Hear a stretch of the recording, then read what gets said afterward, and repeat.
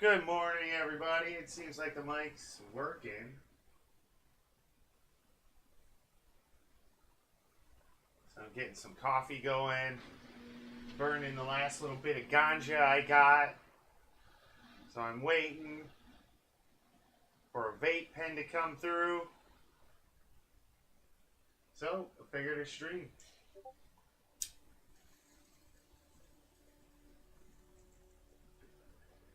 Big congratulations to Art Star, Rex's fiance. Seen the highlight from her tournament. It's amazing how people can be so good at something, whether it be a game or whatever else have you.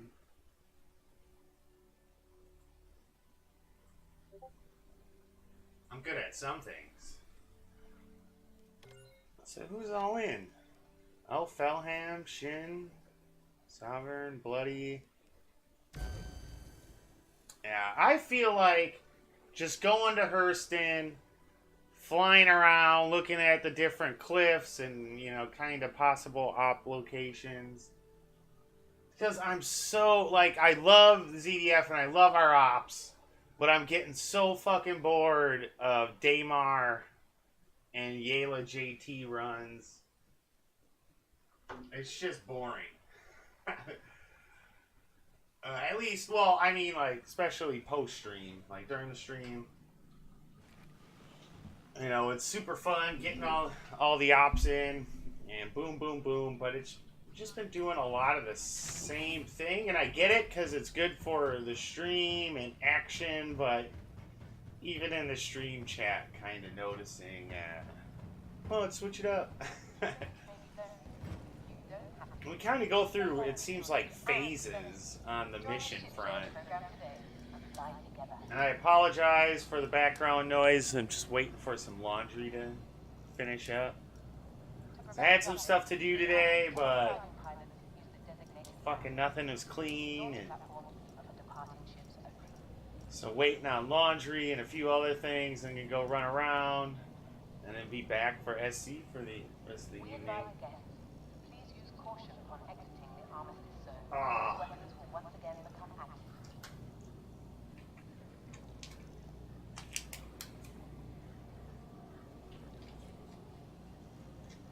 Shit all over me. So we're gonna go ahead.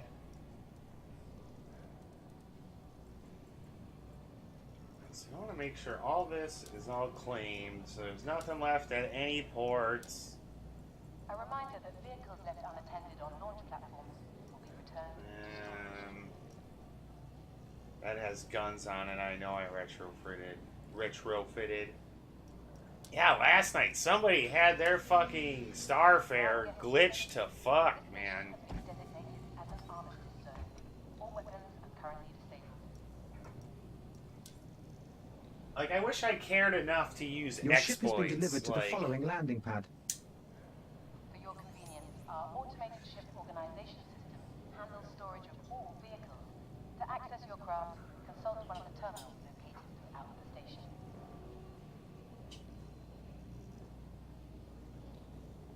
This station has been designated as an armistice zone. Tampering with weapon safety protocols is strictly forbidden.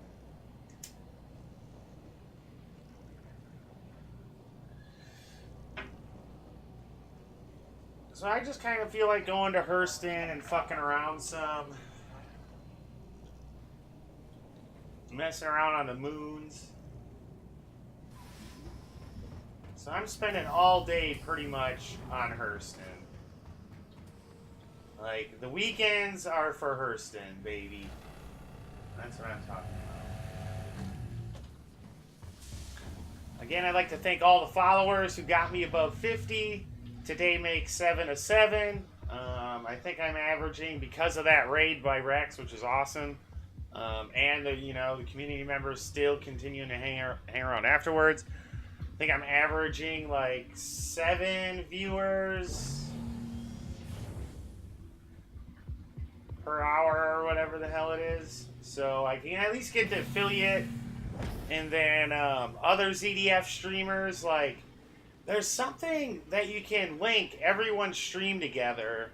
And I know you at least have to be an affiliate for it to work, but Bravida, Shin, and I, and one other person to get a good 4-screen split, you know, we could all do that and split some viewers, and then, like, you know, while Rex's stream would be the main one that people are communicating through, but it'd give a chance for people to have maybe up on another screen where they're getting a view from air support, Op4, you know, another member of Rex's team, you know, however you want to do it. I know I used to play with the Lost Light Society. They would do that sometimes, and it was really cool. And I remember I was like, oh, you know, because I had just started doing some streaming here and there, but you had to at least be an affiliate, I think, to use that streaming software. So I don't know. What are we gonna do here? I gotta get a ground vehicle, but you know what? We'll do all that at Hurston. Now, me, I like to break my Hurston jumps up. I either break it up right away at 1, but I always jump to the rest stop. I've just experienced a lot less crashes jumping to the rest stop.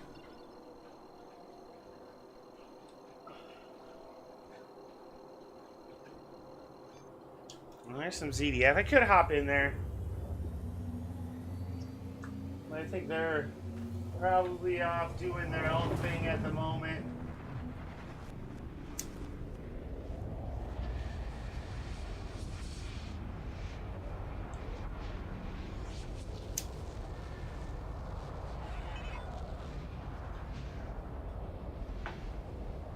But I'm hoping my herbalist calls me soon. So I'm going to stream up until I got a split. Hopefully this laundry finishes up because I'm a lazy fucker and didn't do laundry for like 2 weeks. And I was wearing clean clothes, you know. I have a lot of clothes, but... Man, when you're a single guy, that stuff goes by the wayside.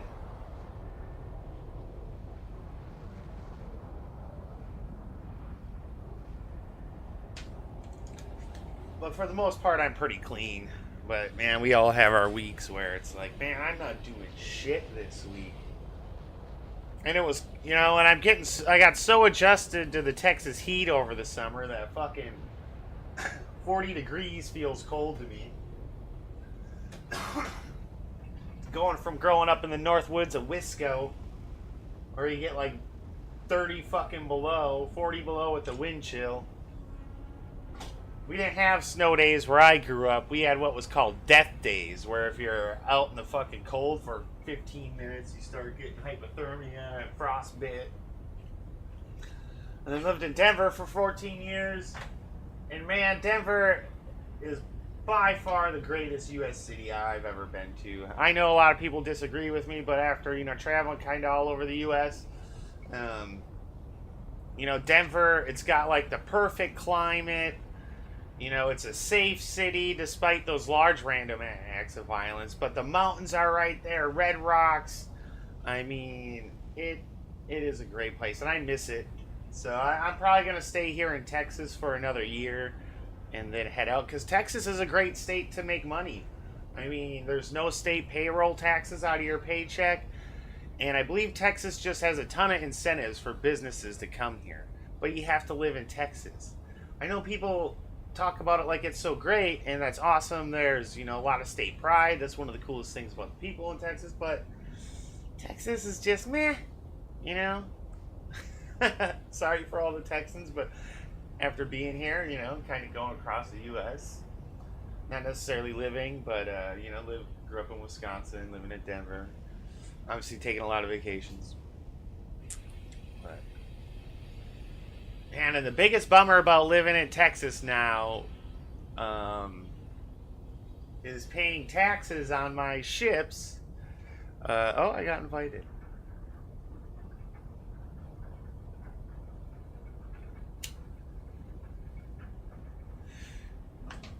Texas is a great place to make money. Like, if you have a professional career here, you can make a lot of bank. And now I get it why, like, you know, there was always this added thing when NFL players signed with Dallas or whatever or Texas team, and it's because those player checks, they don't have the state payroll taxes. So, you know, they're taking away a lot more now.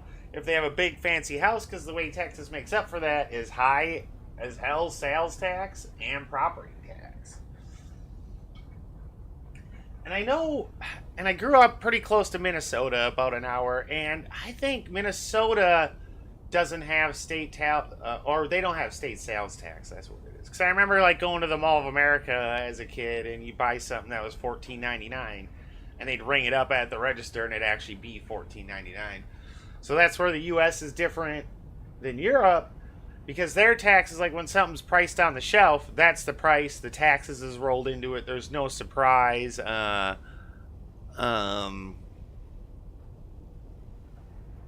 I lost my train of thought.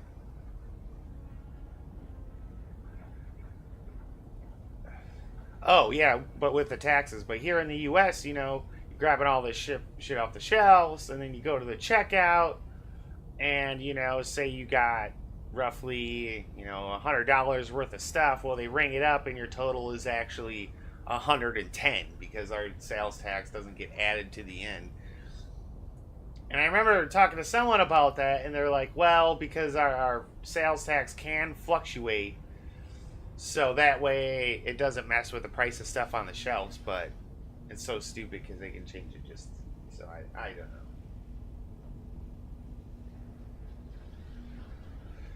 I'm still working on my HOTAS setup and getting that everywhere I want it. I still got some switches I gotta use up.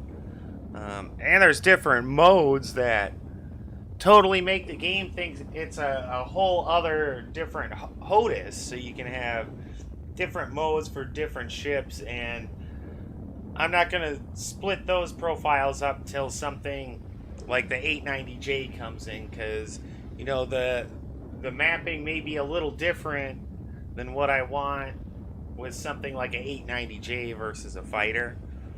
And so that's what's cool about the X56, and I guess the X52 does this as well, where you got the different profiles.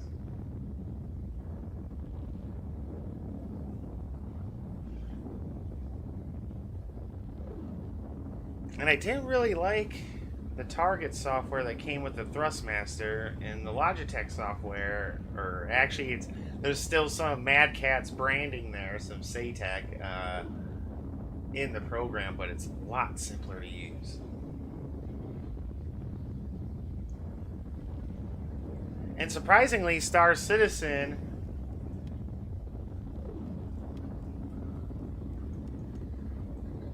see, that's funny. They throw the Logitech 3D Extreme has been like a staple for fucking 15 years.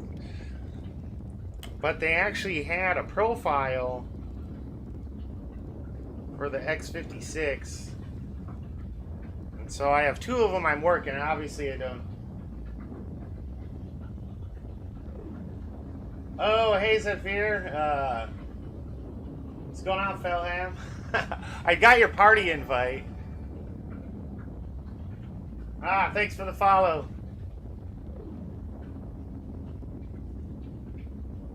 I was gonna hop in the Discord here in a little bit, but wanted to go like fuck around on Hurston just because we spend so much time on Yayla and Daymar and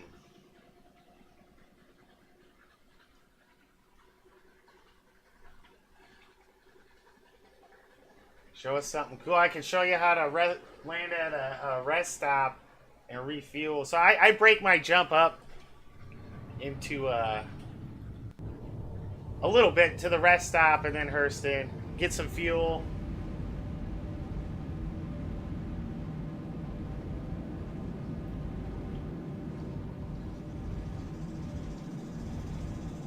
Hey Varteris, what's happening?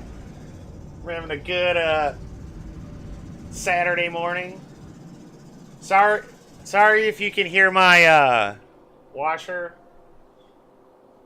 Like, I had some stuff to do today, realized I didn't have anything clean. It's like, fuck, I gotta do laundry, and then my computer's sitting right here.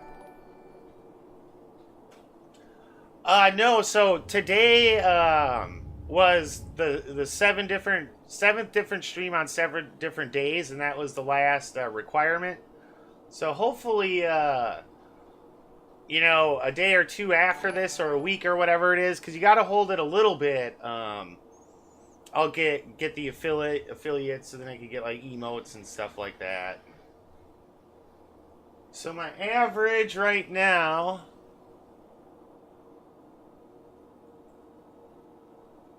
is 6.83 in 26 hours. And then after the stream today, it'll put me stream on 7 different days, 7 out of 7. The hours is at 26.61 out of the 8, and 60 something, 62 followers. So kind of gaining some traction.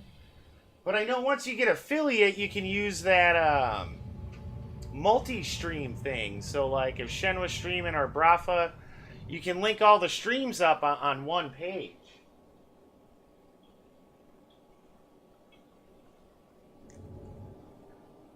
Yeah, so I'm going to get some fuel and we'll jump into Hurston. I want to grab a ground vehicle and then go mess around and look for those trees again, because there were some places that were pretty close to Loreville. That would be easy to get to. And I mean, I get on stream why we've been doing like the same kind of op over and over, because it's real quick and it's high action. But it gets a little old.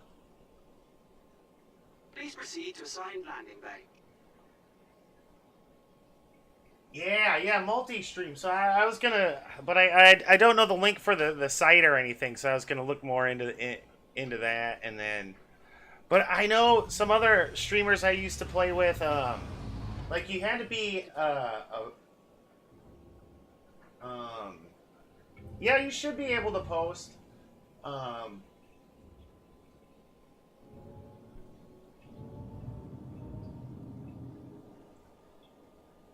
Maybe not. We'll see. And if and I'm still working on my filters on my bot, so if you guys get like timed out for anything, let me know. Cause I use that night bot. Am I on the ground? Landing complete. Have a pleasant stay. All right. I'll get some fuel.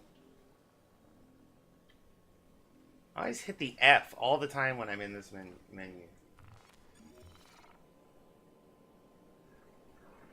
Is at 100%.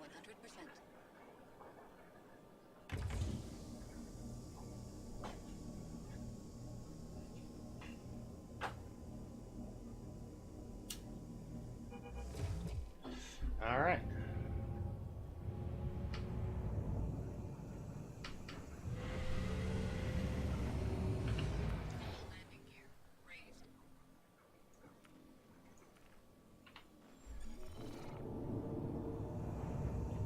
Whoa.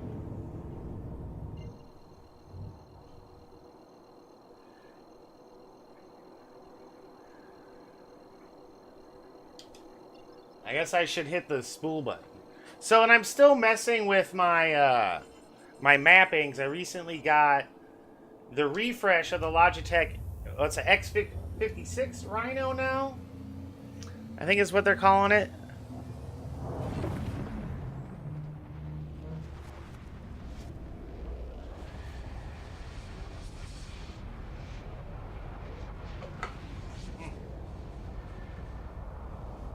Let me see, spam protection.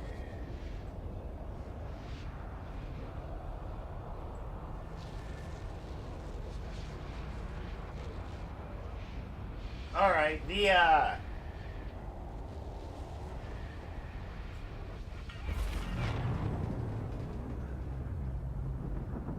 oh no, that's totally cool.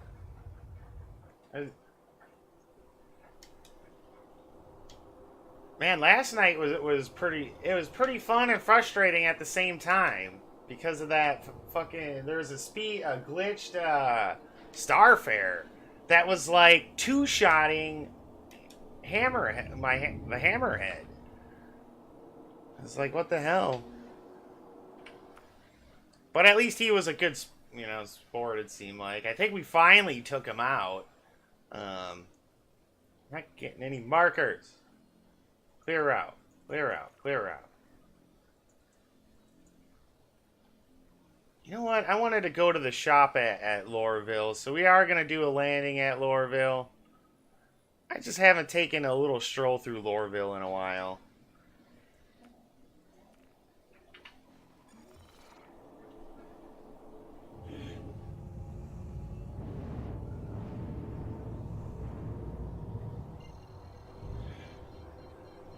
Did my overlay work? Okay, it did. I thought it didn't work, so I wasn't in the Discord. But yeah, getting into the dogfights last night, I realized how much I suck at dogfighting and it needs work. I'm so ready for the new flight model. I still want to play through Pirate Swarm so I get access to the Pirate Skin Cat whenever it becomes available. So I must have beat Vandal Swarm because the glaive shows up for me for $350, but it's not available. It says available 0, which I think you get through it. They should unlock a quantity of 1. Let you buy the pirate caterpillar or the glaive whenever for beating that.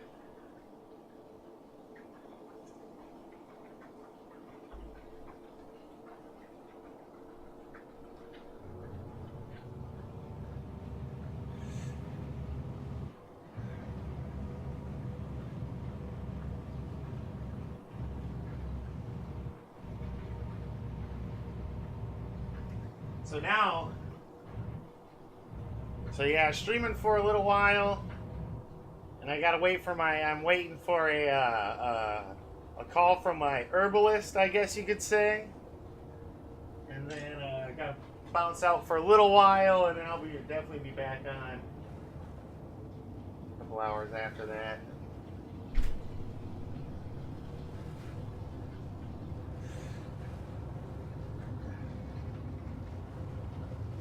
I miss Colorado when I could just, go to the store for my herbs.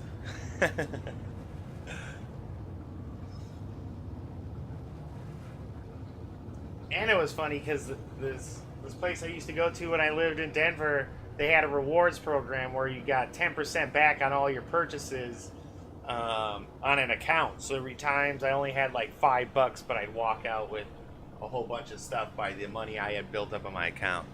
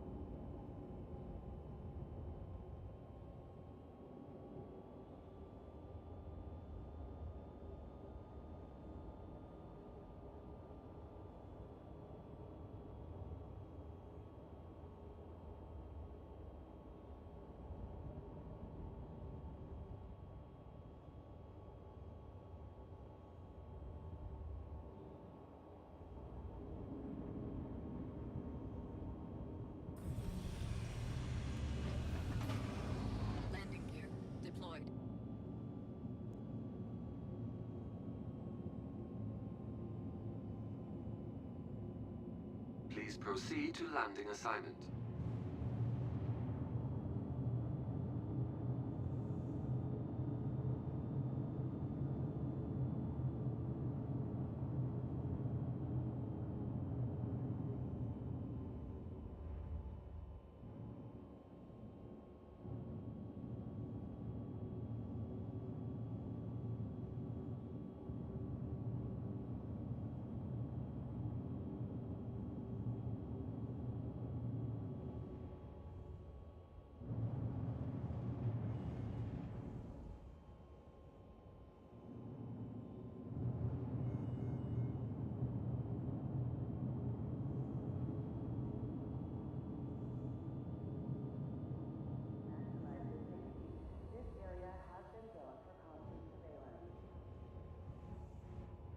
Proximity alert.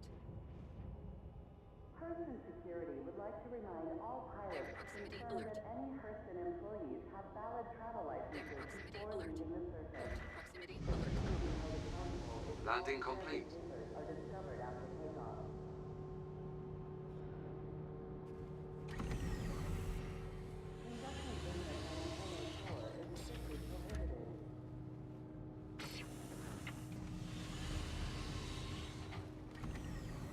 Upon exiting your ship, please proceed to the security area for screening.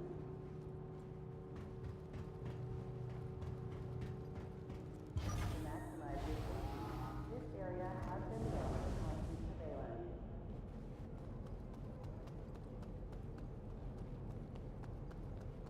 Consult the hangar attendant for repair and refuel options. For long-term hangar rentals and advertising opportunities, please see the management.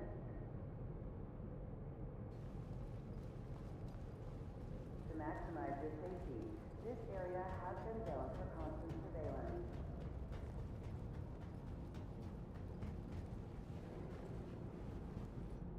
Consult the hangar attendant for repair and refuel options.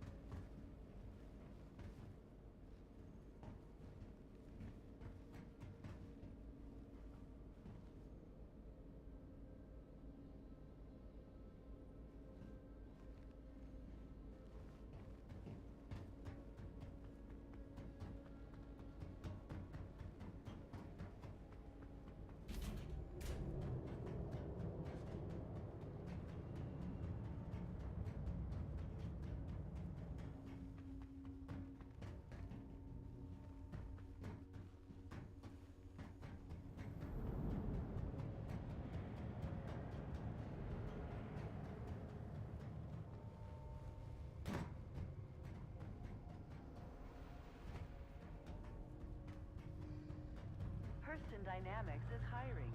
Consult local employment offices for job opportunities in a variety of fields. Step away from the platform edge when train is approaching.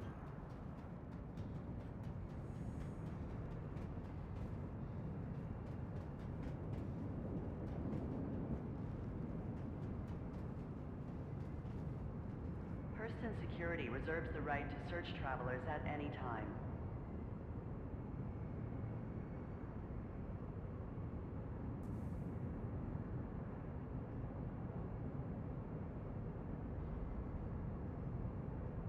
Be considerate to your fellow travelers. Do not block doors.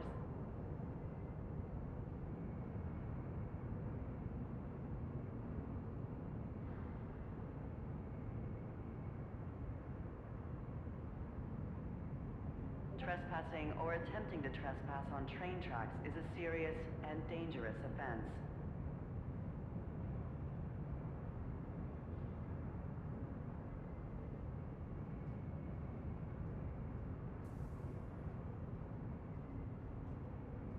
Step away from the platform edge when train is approaching.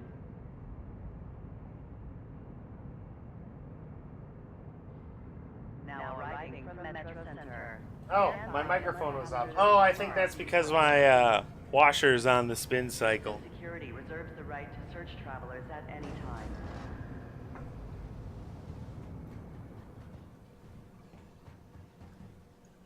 You know what? Maybe we'll take a trip to the business district too. It's been a while since I've taken a trip to the old.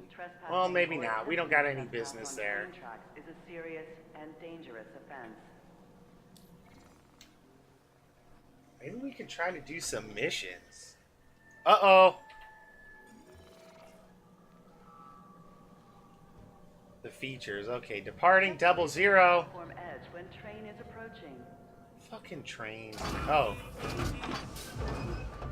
We're on a pretty smooth running server. Next stop, Metro Center. Oh. Always picking my nose on stream. I apologize. I keep thinking there's gold in there.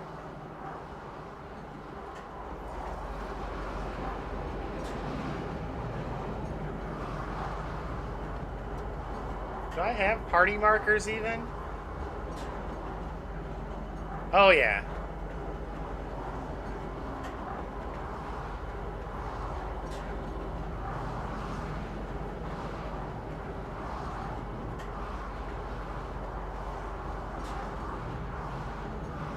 Yeah, it'll be interesting in the Now coming... arriving, Metro Center. Please watch your step when disembarking the train.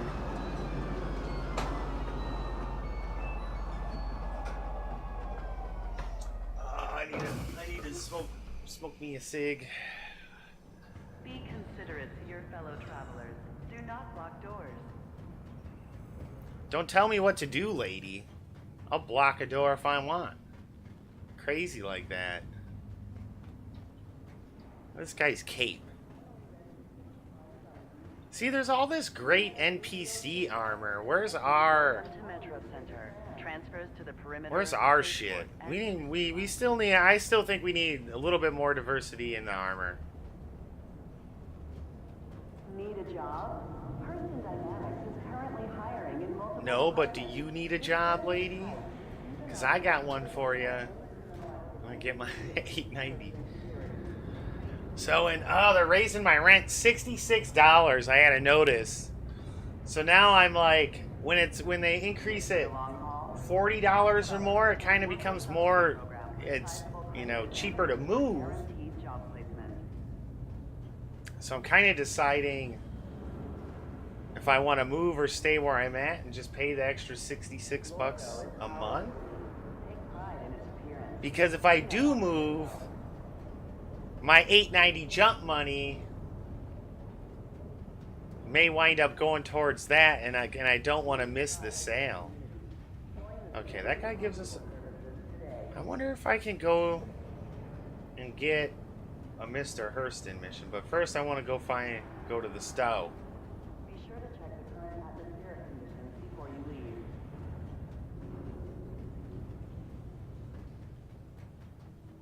Okay, there we go.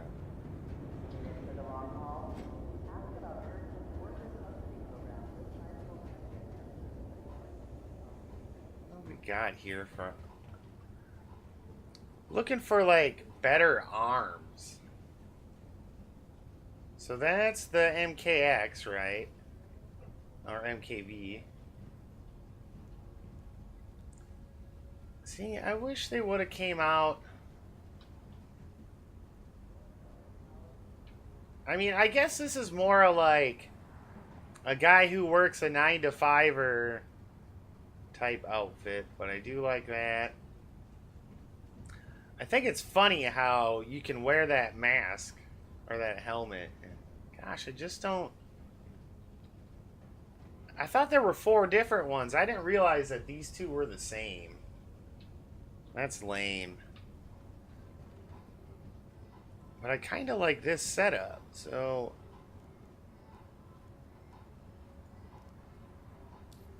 I came all the way here, might as well purchase something.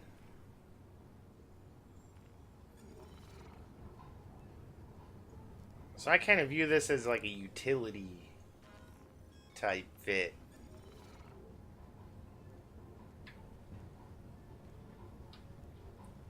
Come on, let me get those pants.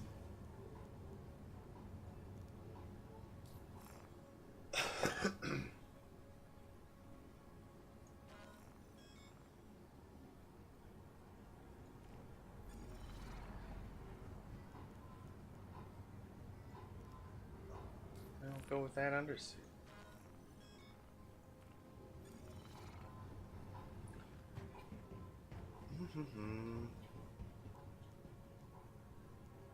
I like that jacket.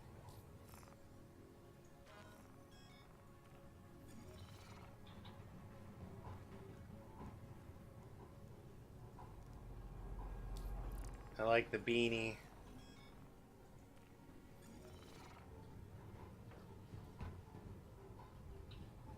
Wish those cargos were black. So, see, we need a work helmet.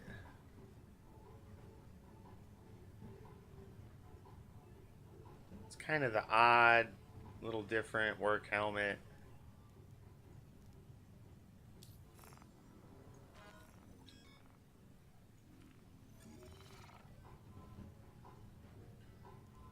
Oh, that's right, Gray Cat. Always use one of these. There should be less background. Hey, what up, bro? Is that an NPC? Yeah, that's definitely an NPC, right? No, that's got to be a player.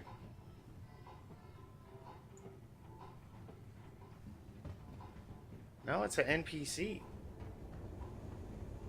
I remember, like, the NPCs would get stuck in this doorway, and then you couldn't get it out. What up, bros? Getting some din? Give me some noodles.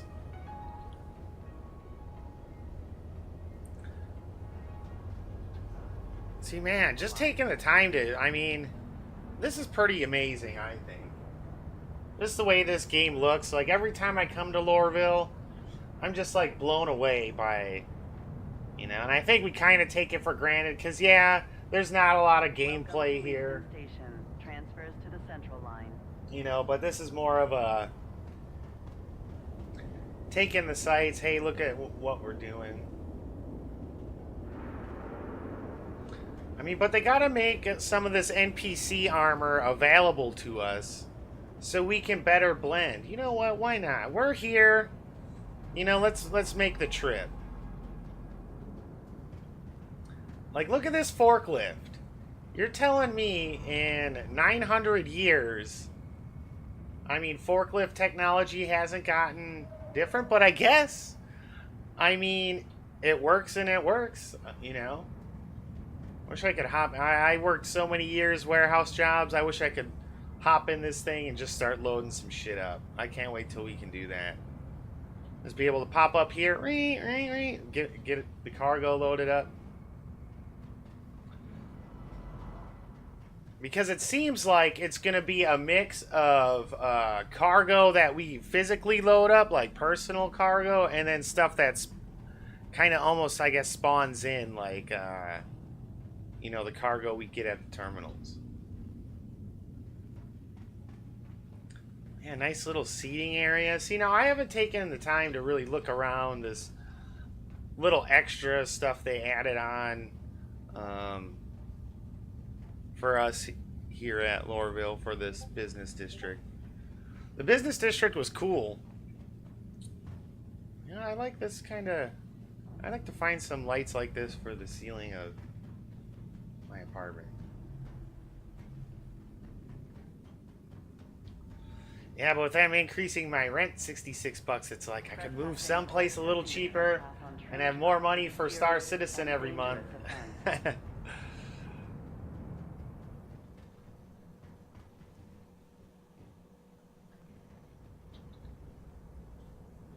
Because my goal, if you look in the description, is that Dominus pack, and I got about, as far as melt value towards that, it's right at $2,400. So I got about $4 grand more to go, which I'm going to do this summer and get everything before the beta. Because as soon as the beta comes out, you know, you aren't going to be able to get stuff out of your buyback. There'll be, you know, there may or may not be buying ships for cash.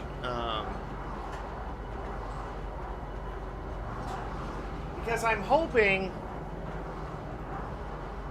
that when, in the future, when the game's fully released, when they do have new ships they're concepting, like, not just the new model year of whatever, the Eclipse or whatever, because they talked about that, like, you know, just like I had with regular cars, you would have a new model year.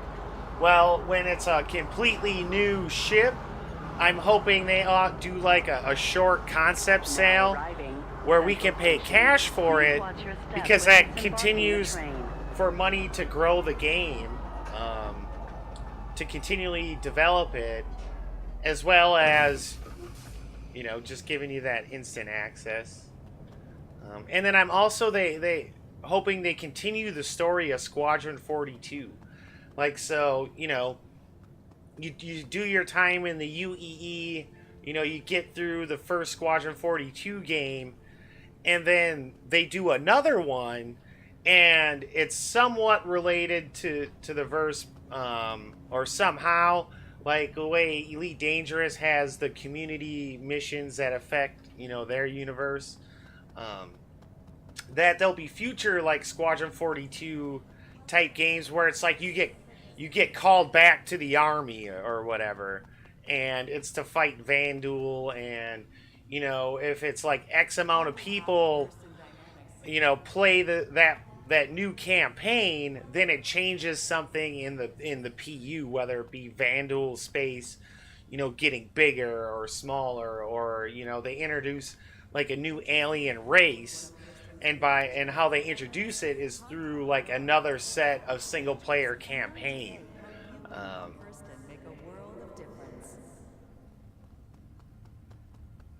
This place is gorgeous. Family, tracing their lineage back over 15 generations, Hurston Dynamics is one of the longest continuously operated family businesses in the Empire today. That's pretty impressive. Those ready to take their Who's this fool? next level, be sure Solomon Hurston, the founder of Hurston Dynamics. Oh, he's the OG Papa H. It was his remarkable vision and unshakable dedication to family that has continued to be the backbone for Hurston corporate ethos, and an ongoing source of inspiration for all future generations. Thanks for the arbitration, or the arbitration? Is that what that goes called? I've never actually taken. Ooh, we got some more words. Commitment. For well over 5 centuries. 5 centuries! That's cray. The Hurston family has continuously committed themselves to humanity's protection by providing the best available defense capabilities to the UEE military and dedicated patriots everywhere. 07 sailors, 07. You know, the Hurstons are my kind of family. You know, the ZDF getting into be, you know, the Lords of War. And the Hurston family, you know, helps provide the tools we need for some ass whooping. Legacy. Everyone here at Hurston Dynamics, from CEO Galvin E. Hurston down to our entry-level workers, are working tirelessly to preserve the Hurston family's legacy by producing the finest armaments of tomorrow today. Way to get ahead of the curve. HD, baby. Ooh, where's the THX? Oh, they put the guns back in. I know these were bugged for a while where they were spawning in outside the cases. Man, the receptionist is on break again. Man, I tell you, that chick's always on her phone. What can I help you with? I'm filling in today here at Hurston Dynamics. We got everything we need.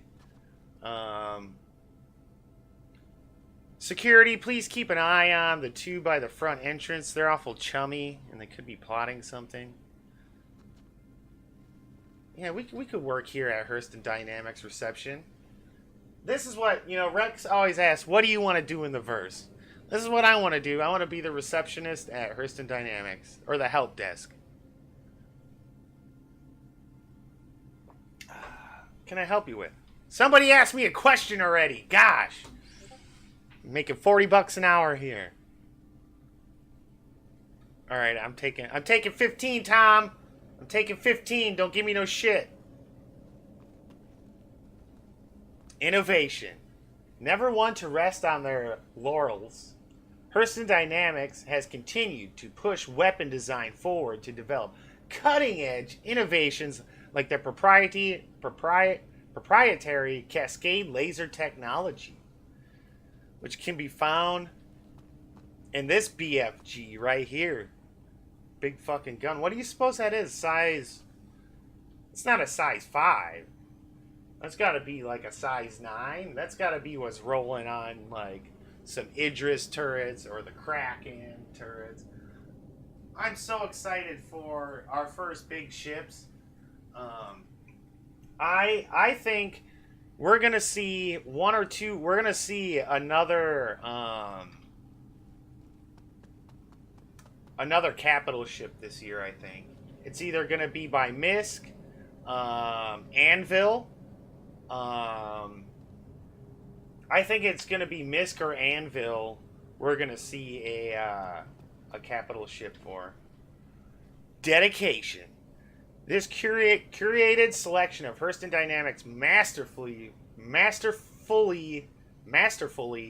forged weapons and armaments is culmination of over 500. You see that 500 years since 2449 of craftsmen experienced and never-ending dedication to the study of the art of war.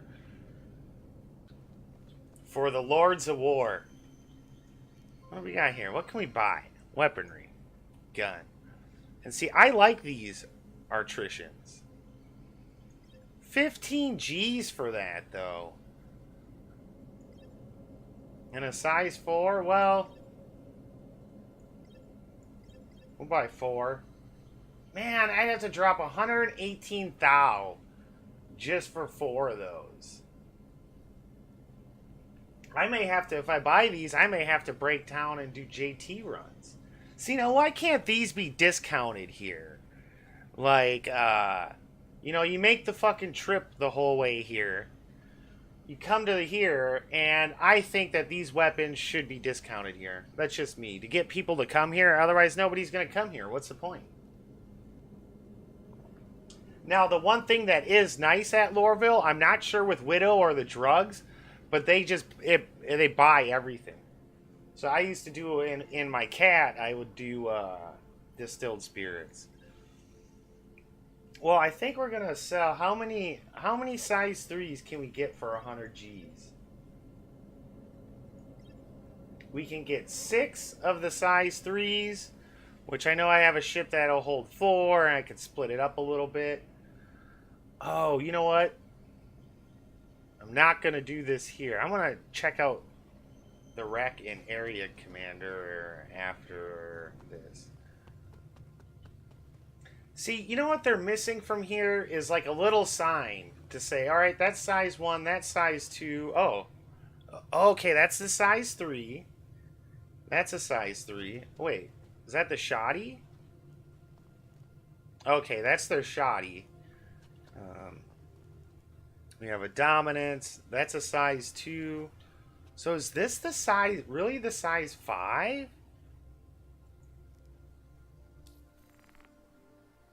That's just the size 4. Holy shit, like, I don't realize, like, how big some of these ships are and stuff. Even, like, the medium-sized ships are impressively sized fish. Oh, what do we got here? Legacy. Okay, we already read that one. We're going to go and read the... Oh. See, yeah, now here are the big dogs. So that's a size 6.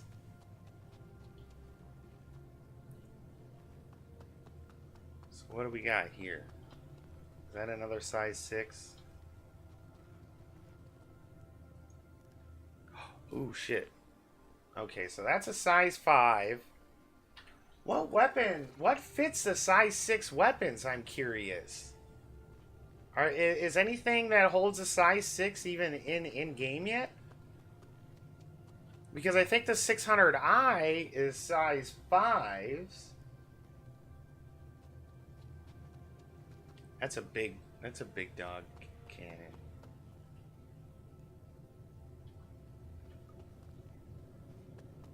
You know, and I'm surprised they didn't put their shotgun in here. See, now what's this? Is this another... Yeah, that's another size 6. 101 G's. I wish I had something I could slap that bitch on, but I don't even know what ship fits a size 6 weapons. Alright, back on duty. Security's back on duty. Man, those two are still chopping it up. Oh, shit. I better get to this other desk. This guy needs help.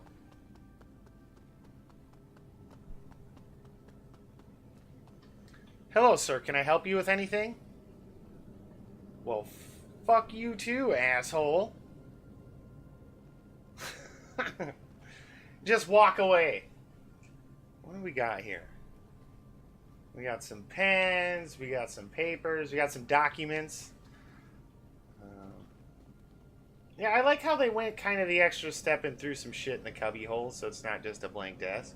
Makes my job a lot easier here at Hurston Dynamics. Trying to get in on there. You know, I've been here a couple years now, trying to get in at that 5-year mark, get in on those stock options. That's kind of my goal.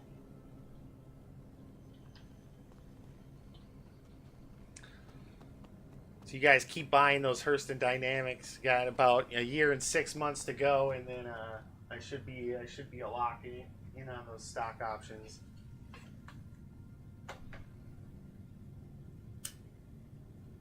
I've been messing around on this Robinhood app with $100.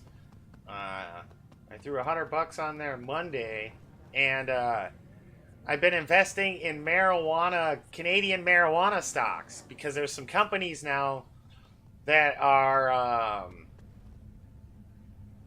publicly traded now because of Canada. So about 3 months, some companies went live with their stock options. And there's a lot of up and down because investors keep putting money into it and then pulling it out. But there's this one, Hexo is its code, HEXO. And they just partnered with Molson Coors to make marijuana-infused drinks. So they were talking about these marijuana stocks, getting them now, possibly being like getting Amazon at $3.38. And I've made off of $100.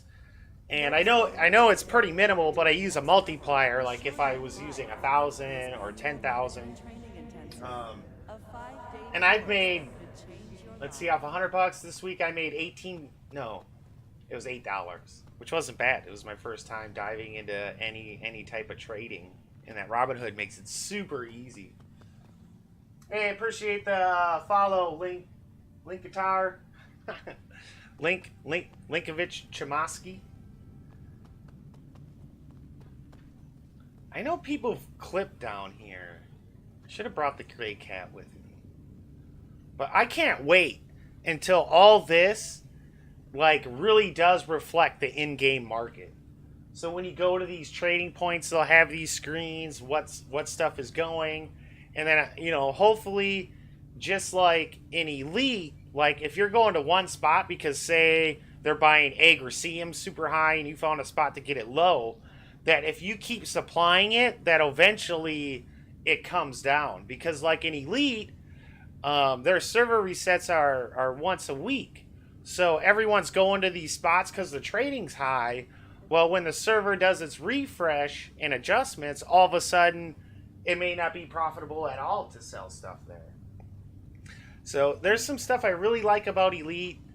And you know what I find it funny? People in the Star Citizen community, they don't go on other people's streams or what have you and badmouth their game. Like, you don't see Star Citizen players specifically going out and hopping on like an Elite Dangerous stream and talking about how much their game sucks.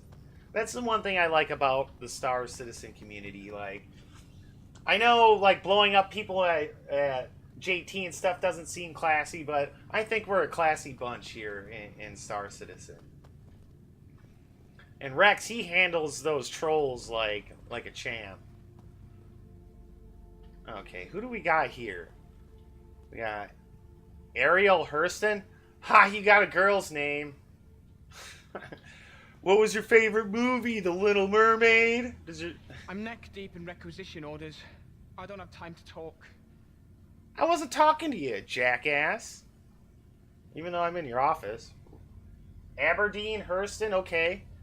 Oh, these are the people that the moons are named after. So Ariel Hurston, 2466 to 2537. Ooh, that was back in the day. Aberdeen Hurston, 2821 to 2912. Ida Hurston. Ooh, she's kind of cute. Kind of like the dark hair. 2512 to 2540. She was only 30 years old. Dang. I wonder if it was syphilis or the smallpox that got her. Magda Hurston, 2833 to 2921. So she's fairly recent. That was maybe... So they waited a while to name Magda. 500 years. Alright. What up, brah? You got something for me? Okay, so...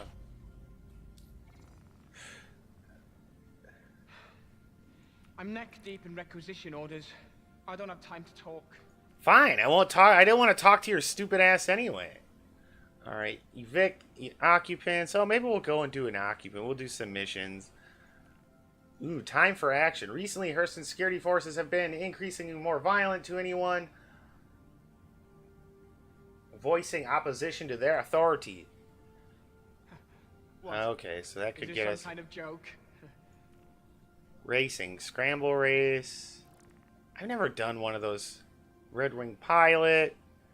We got an ECN. We got a couple pro team. Eliminate threat from Hurston space. So we got some missions we can maybe go and do here. I kind of want to fuck around.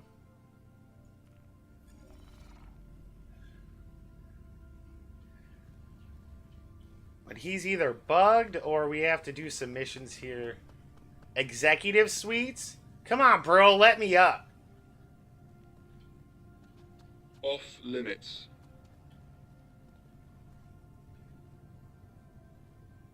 Fucking tosser. Why don't you go toss someone sailing? Huh, bruh? See, I like the wear they put on the Off armor. limits. What are you gonna do? You ever look at their faces? They got like a mask on underneath there. Looks fucking terrifying.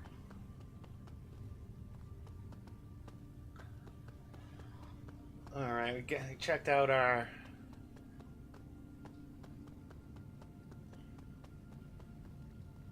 Alright. Ooh, growth. From its inception, Hurston Dynamics has eagerly adapted and changed to overcome all challenges. Way to go. Rising to meet the demands of the modern world while never forgetting the proud heritage and family traditions that were instrumental to their unprecedented success. Bitchin'.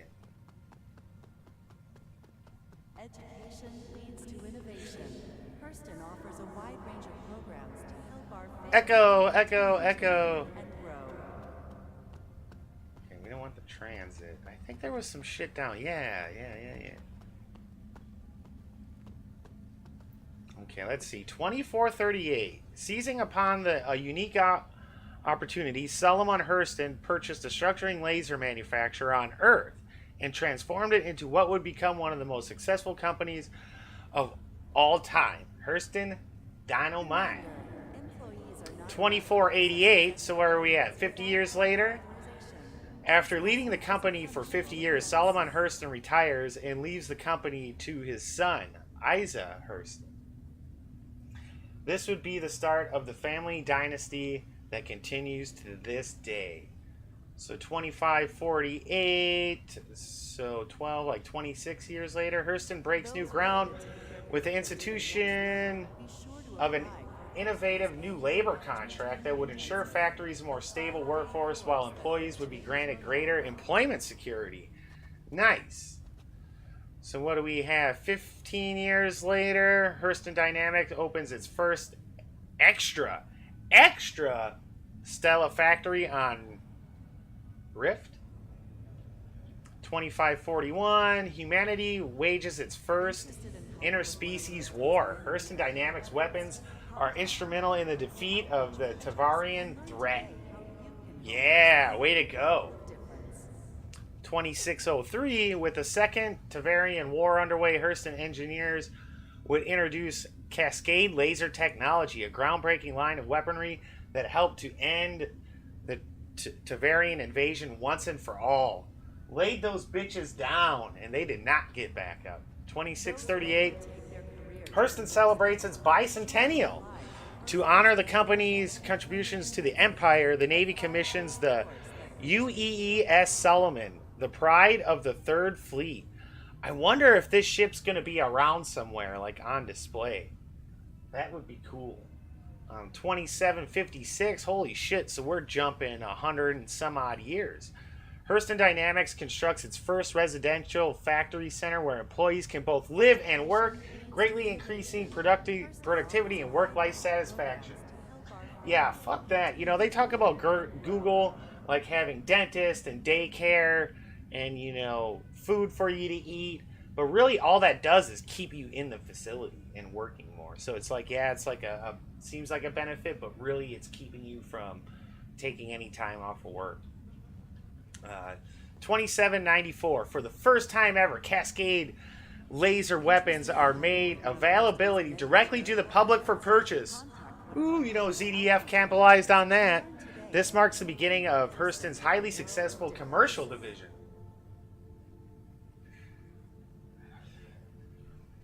2861, so almost another 100-year jump, right?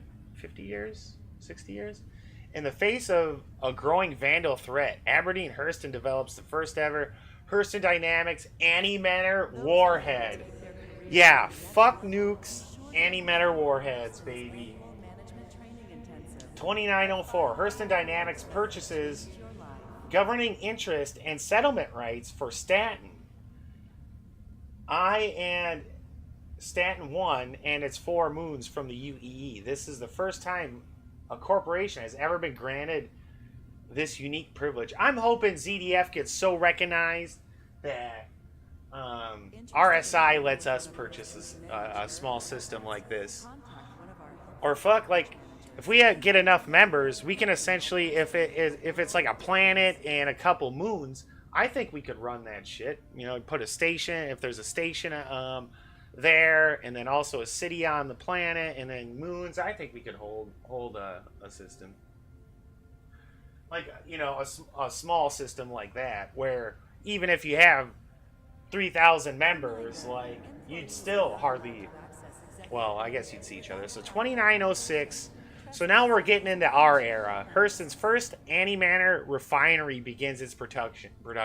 I want to know where. So you'd think on their planet or one of their moons there'd be an antimatter production facility on this with how much they've trashed it. I want to find it, steal some, and go blow up.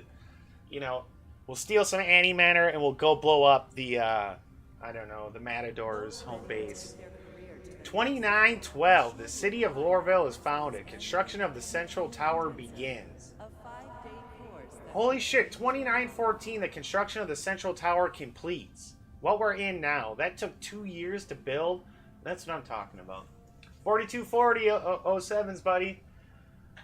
So we're just messing around the Lorville today.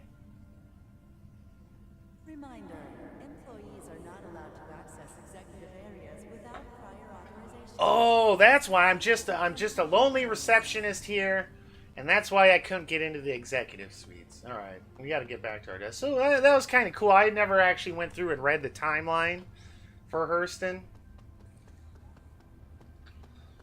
All right, so now we'll go get a ship called up. We'll get a ground vehicle, and we'll go look for some woods and some valleys. There's just so many cool places to fight for ops on Hurston. Oh, look at that view. What a beautiful city. Oh, I just missed the train.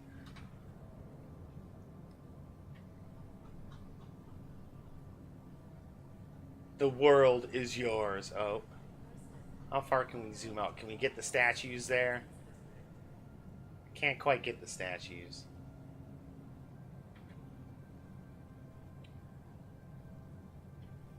That's Papa Hurston right there. Old Solomon himself. I had something spooky happen once. So I was interested in who King Solomon was. And I came across a PDF like the lesser notes of Solomon. And I thought they were just like notes on Solomon.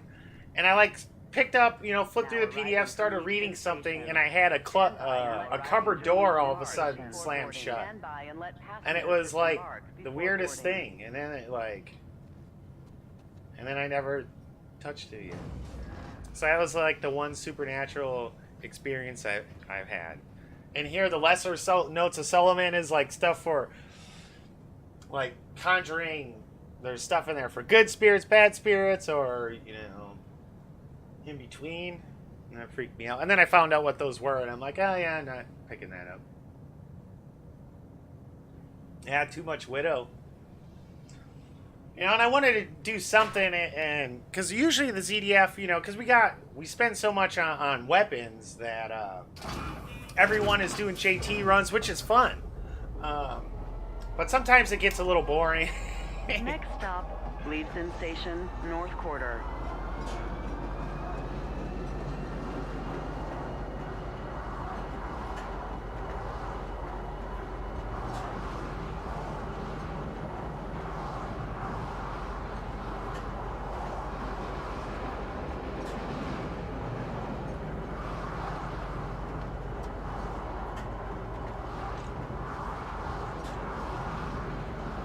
So I gotta run some errands, and I'm waiting for a stupid message, and then I can run, and I want to get back in, because I plan on... I'm not doing anything today, just paid rent, first of the month, money's kind of tight, so why not just fucking play Star Citizen? Arriving, Leavesden Station, North Quarter. Please watch your step when disembarking the train. Big congratulations to Rex's fiance, Artstar. I think her team won the championship from what it said in the Discord. I think that's so amazing, like how some people are so good at stuff, like, whether it be music, a game, basketball, football, like how people are just like that good at things. I played CSGO a handful of times, fucking sucked at it.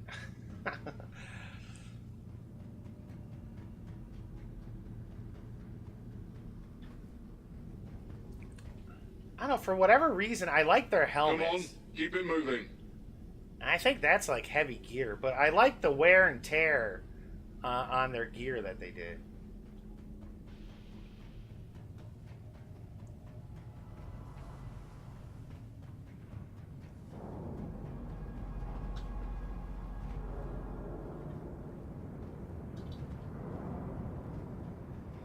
Let's go see who's at the old tavern. Get a cocktail.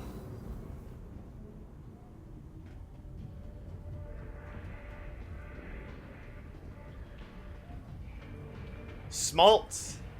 Get some Smoltz malt liquor.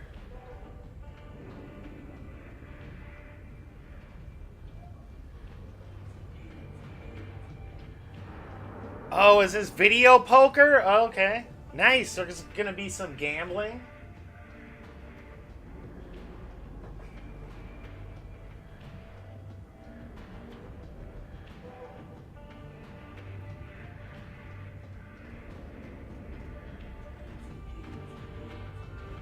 I don't know. I also was thinking about, because I'm in Dallas, I was thinking about loading up the car and going on a little, like, 6-hour road trip to, Springdale, Arkansas. But I'm going to start going to the Bar Citizens in Austin, because CIG goes to those, like Xylo and a few other, and it'd be cool to meet some of those guys. Maybe even pick up, like, an extra ZDF sweatshirt. Get some of the CIG guys wearing them. That'd be awesome. I want a ZDF coffee cup.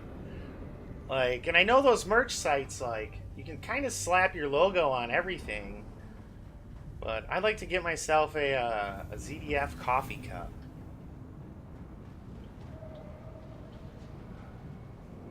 And then I thought about the A-strut search because, or shirt.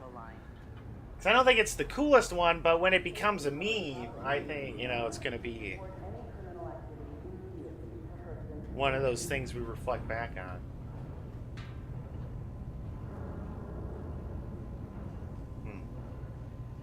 Be sure I to wonder what's check down the there. atmospheric conditions before you leave.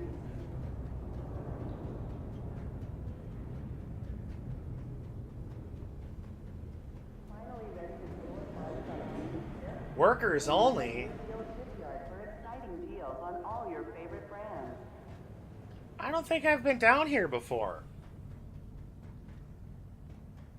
In this workers only area? I'm probably going to get lost. Yo, bro, I work here. My badge isn't working. Can you get the door for me, bro? My badge isn't working. Hello? Hello?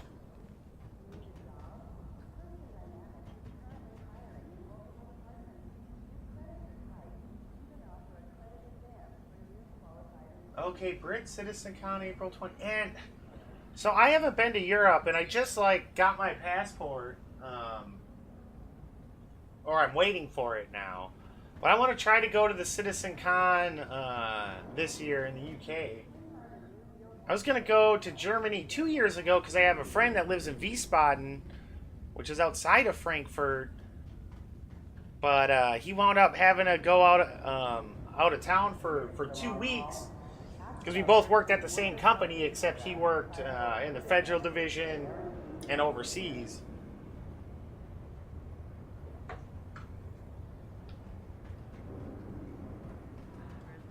And tickets aren't that bad to Heathrow from Dallas, which Southwest is based out of Dallas. I'm not sure if they fly to Heathrow, but because I think that's where you'd fly into, right? Is Heathrow Airport if you're going to Manchester? I'm not quite sure about my geography over there. And my brother's an airplane mechanic and actually lives in Dakar, Senegal. So next October, he's going to try to get it to where that's his month off because he works 3 months on and a month off. And then we can meet up because he can fly to like Spain and Portugal for free. And then from there, go to wherever. All right, where am I going?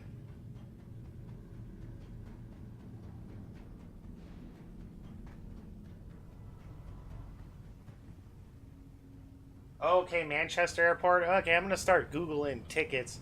Because, like, I was looking when I was looking at tickets for Germany, and it was, like, 4 months out. There was, like, round trips, and this was from Denver, though, DIA, which is our largest airport in the U.S.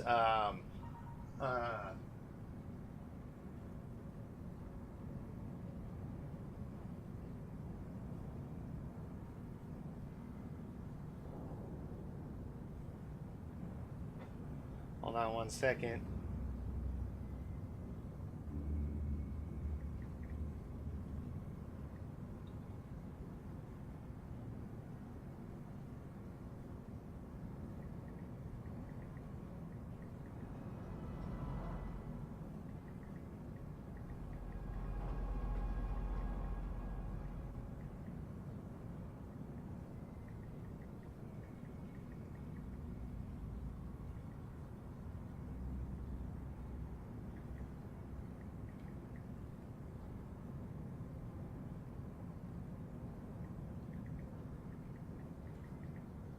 Not that way.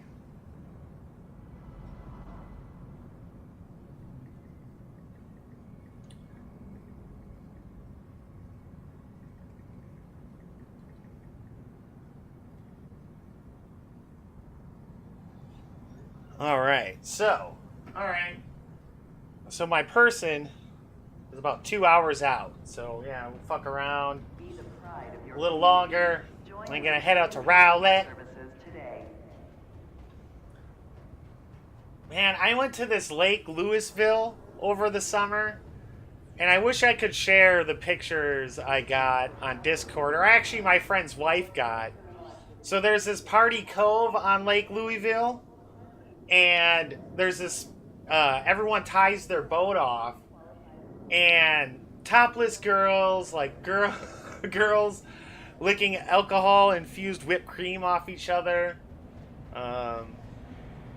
and licking it off in very private places. So my friend's wife was taking the pictures because it'd be creepy if a dude was. So I'm looking for another fun summer here in Dallas because they do have the man-made lakes, which that's the one thing that sucked about Colorado is they have reservoirs and the water is always freezing cold. Like, just because it's all runoff. So it'll be like early April after a week of 100-degree days and you jump in the water and it's still fucking 45 degrees. But, I don't know, being a single 30-something. Oh, Zephyr, thanks for the raid. How was the stream? Consider it to your fellow travelers. Do not lock doors. I wonder why it didn't. Next stop, Tisa Spaceport.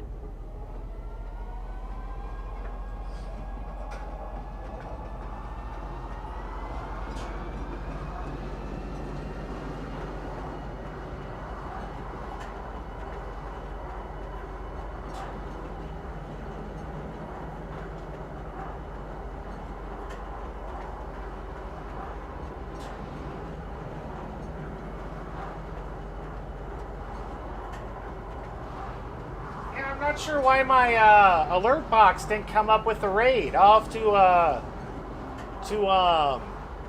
check into my Streamlabs. Yeah, man, you have a good day too. I'm gonna be on for probably about the next hour and a half or so, and gotta run around, but I'm gonna get back on later as well. Watch your step when disembarking the train.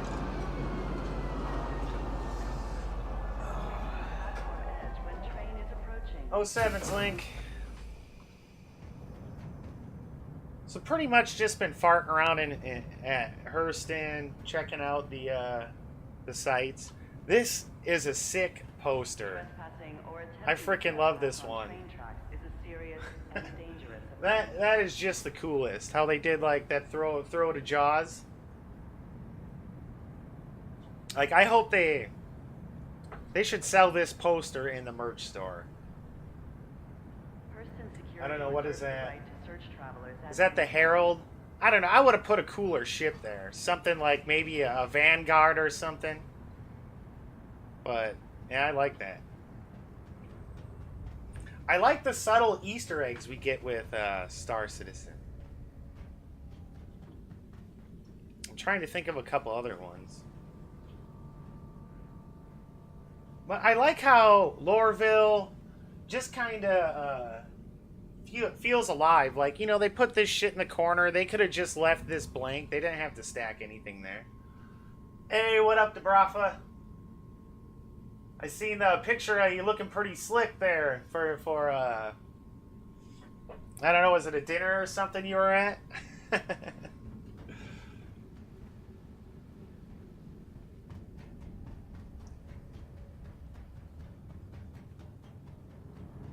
Step away from the Oh, platform. we almost went back the wrong way.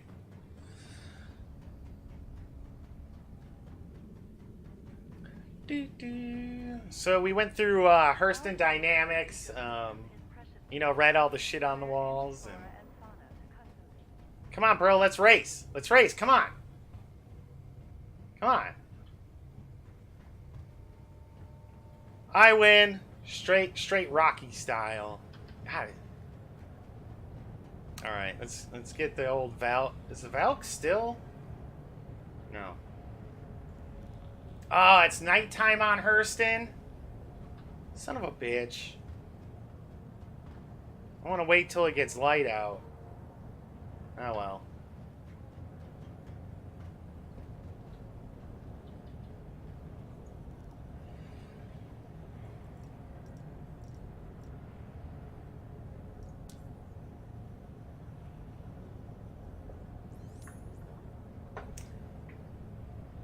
All right, are you off school for the week or something?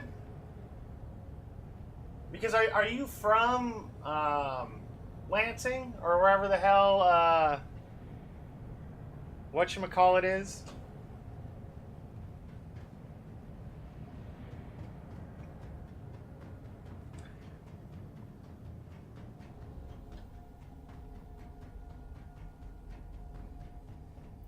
It's funny because in Denver, I worked with an engineer, East Lansing. Oh, spring break, okay.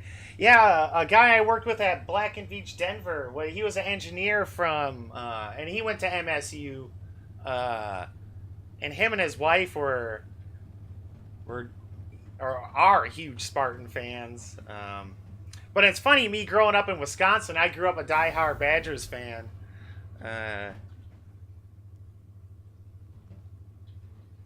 And it sucked because I didn't get into the University of Wisconsin, but I got into Michigan Tech. I was going to go to school there till I visited where Michigan Tech is, in the fucking UP. And then the University of Wisconsin at Platteville, but then wound up blowing it all off and taking a couple years off, and then moved to Denver and went to school for AutoCAD, and then got into the power industry.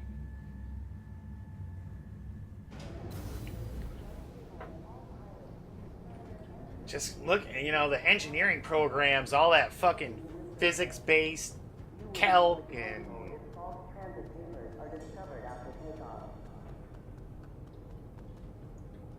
Which is funny with the engineers of today because there's so many computer programs. Whoa! That do a lot of the calculations for you.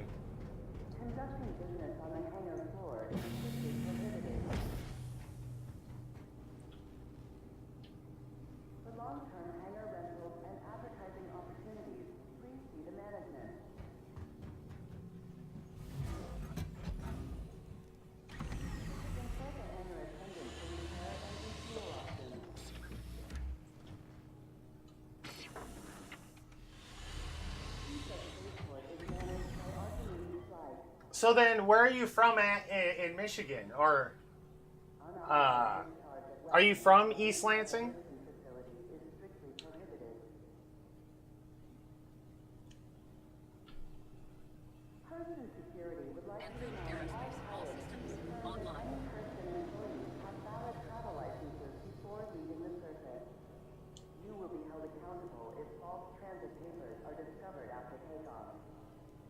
I never have legit. You are cleared for liftoff.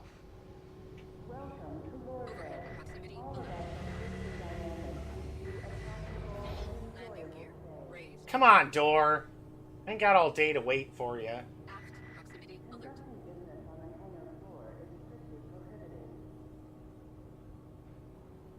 Oakland County, West Broomfield area. Okay.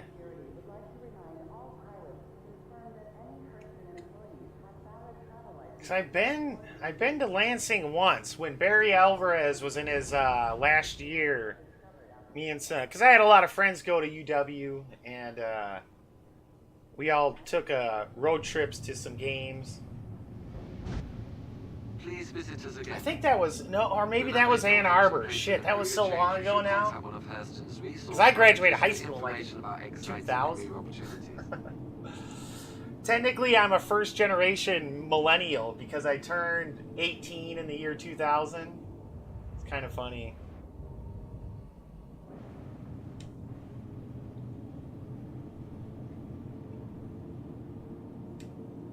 It's funny where I grew up in Wisconsin. It's a town of 12,000 people, about 100 miles east of Minneapolis, St. Paul. But a lot of women have heard of it. And it's not because of Liney Hugel's beer or Cray research and the invention of the supercomputer. But Jack Dawson from the Titanic said he was from my hometown. Grew up in Chippewa Falls and fell through the ice on Lake Wissota. And that's my hometown. And it's also where Liney Kugel's beer is brewed.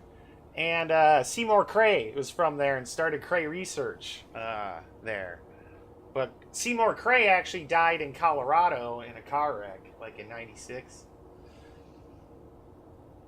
But that company was awesome. Like, when you were kids and needed a sponsor or something, you could go to Cray, tell them, say, hey, I got a beer league softball team.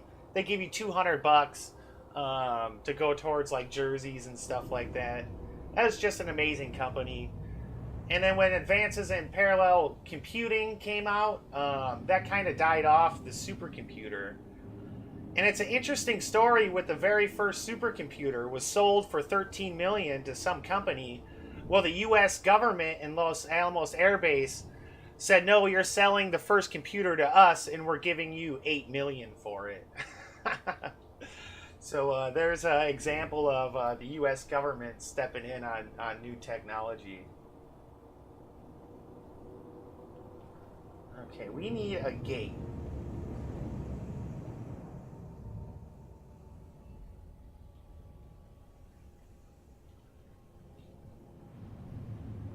And then Liney Kugel's, that brewery's been around since like 18 something, and they still have the original barn that they house the Clydesdales in to deliver their beer.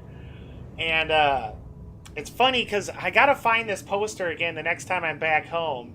But it's an old black and white picture, and it's a bunch of people standing there at the brewery, and it says it takes a special beer to attract 3,200 men to a town with no women, because it's a really old like logging town.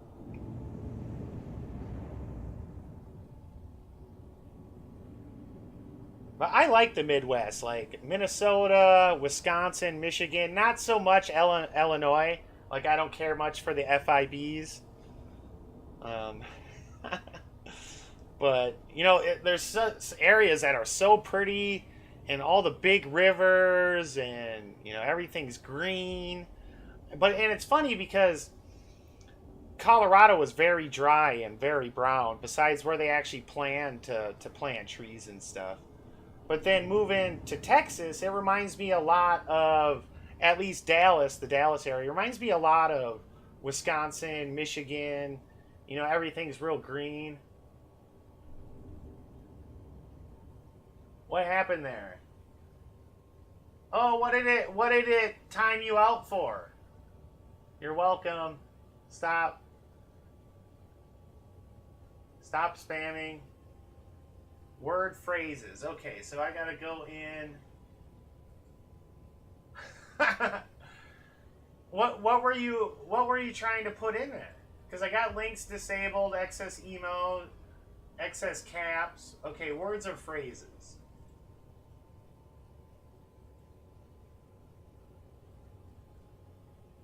Oh.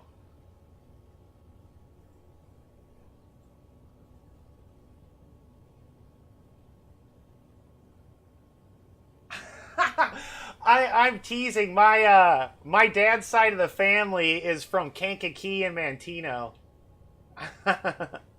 So it was always like this fun thing between, I don't know, Chicago, like, Bears and Packers fans, just kind of hating on each other. because I mean, we spent our summers camping, and then there was always, always would meet like a ton of people from Illinois. Like the camping trips were so much fun in Wisconsin because you did have a lot of people coming up from Chicago, and you make a new friend or whatever around the campground, and then wind up going running around. And like I don't know if you go on Facebook and Google the Manitowoc Minute. There's a guy from Manitowoc, Wisconsin, and he just like nails the people so well. But he always ends his videos on "Goal Packers" and "Fuck the Bears." And then he's even outside of a Bears game. And the rivalry's just been around for so long. And baseball is so much fun in that area. Like back in my day, it was always like Cubs and Brewers. But then like in 2000, they did that kind of... they shuffled some teams around. But my first baseball game... Okay, yeah, and my first baseball game was a Cubs and White Sox game at Wrigley, and it was with my uncle and my dad, and I put ketchup on my hot dog, and my uncle grabbed it from me, and he's like, "You really are from Wisconsin. You don't put ketchup on hot dogs," and he threw it in the trash and put all this relish and mustard and shit I hated as a kid. But those were some pretty fond memories. So everyone in... Okay, now I haven't been to Southern Illinois too much. It was always... Like, I had an uncle that lived on the south side of Chicago, which is not the nice part of Chicago if anyone's ever been there. But then the rest of... Because my dad had 12 other brothers and sisters. They're all kind of spread out between Manteno and Kankakee.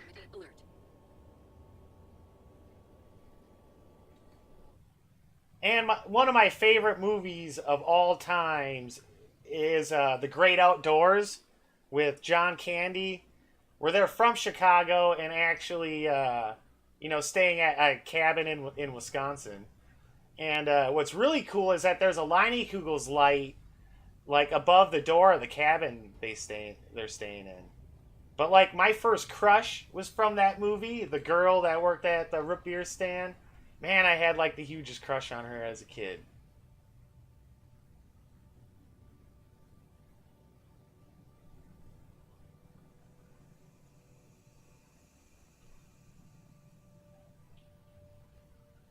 So Daylock, but was that you that said that? Don't you teach or something like that? Is there a college out there in Farmville that you teach at?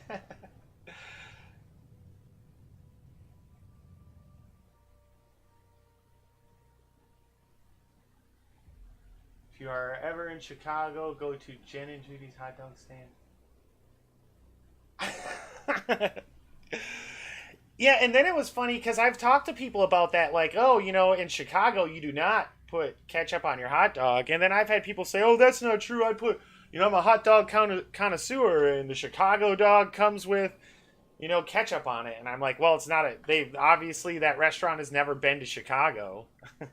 Chicago. Oh, okay, Northern Illinois University.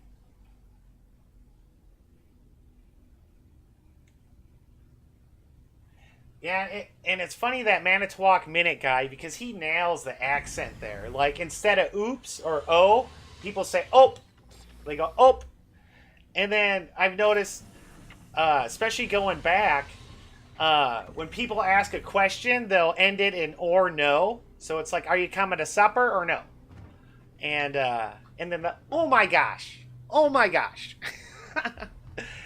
And then when somebody pointed this out, when I tell someone, to come here, I say, come here real quick once. And I remember a girl saying that I dated, I don't know what you mean when you say come here real quick once. So you want me to come to you really quick one time?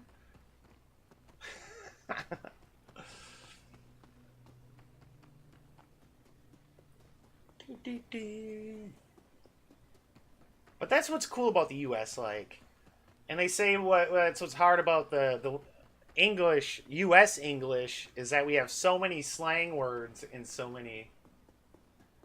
Oops. Oop. Alright, take care, 4240.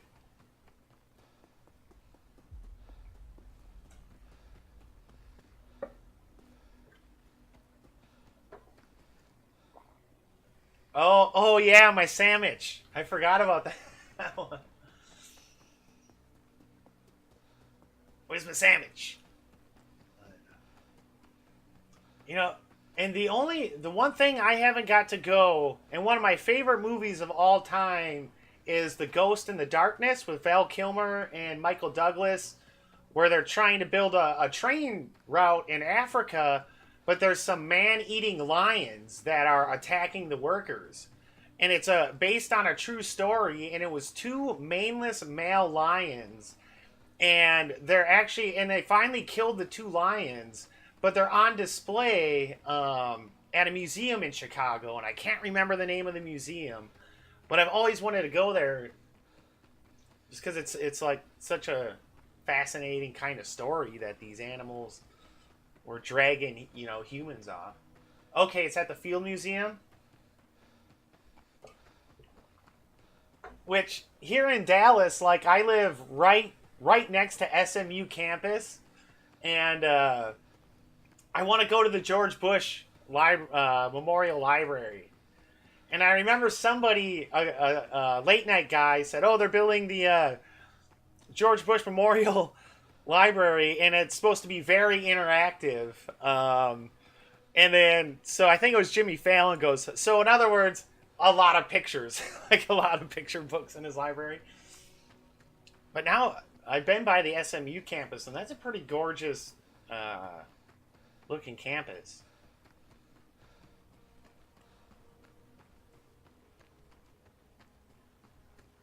Yeah, and it's funny, in the movie Ghost in the Darkness, they actually have lions that have manes on them, but they were actually maneless male lions, so I don't know if those lions just hated the world because they didn't have a mane like their counterparts, but...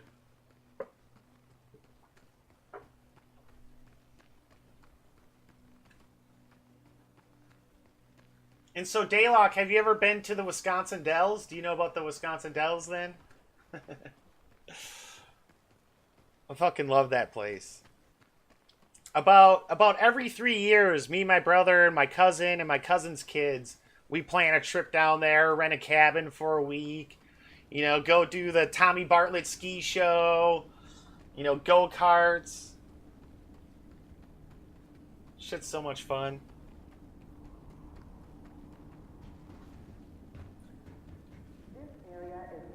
Yeah.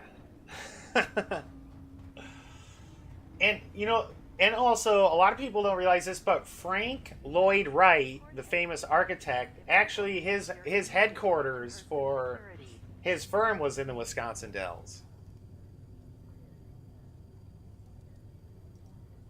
You are required to comply with all commands from Hurston Security and authorized law enforcement personnel. Keep Hurston safe.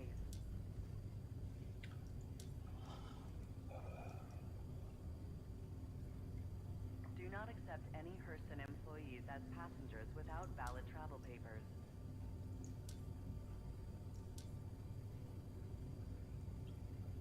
Alright, so we want the TR first. Hurston laws before entry.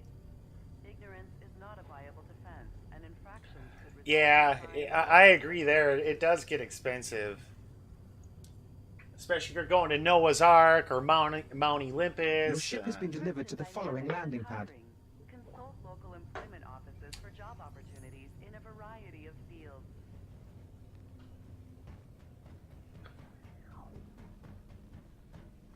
Customs scans are mandatory upon entry and exit of the city. I love every single trim brill. I don't know what it is about these.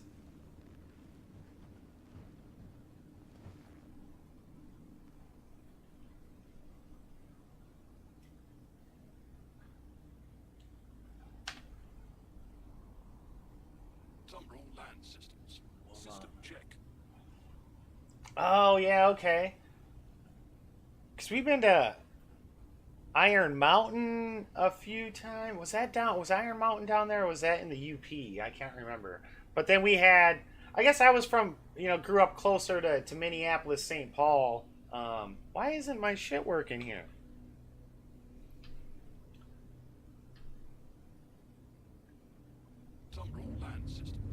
And we go to Christie Mountain and Trollhagen were the two big ones we always went to.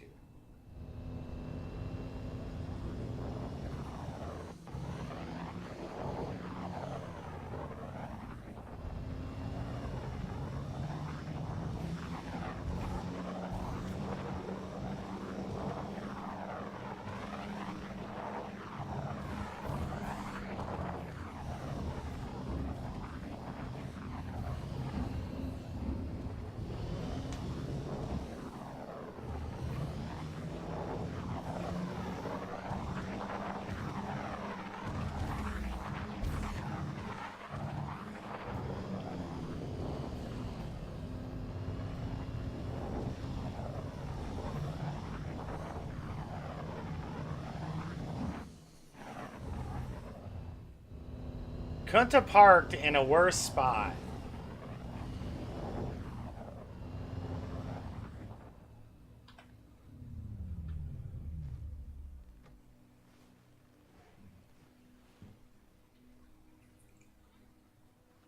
All right, now I just got to go back and I get the TR for defense, and I get the oh, what happened there? And then I get the RN, because the RN you can actually scan with,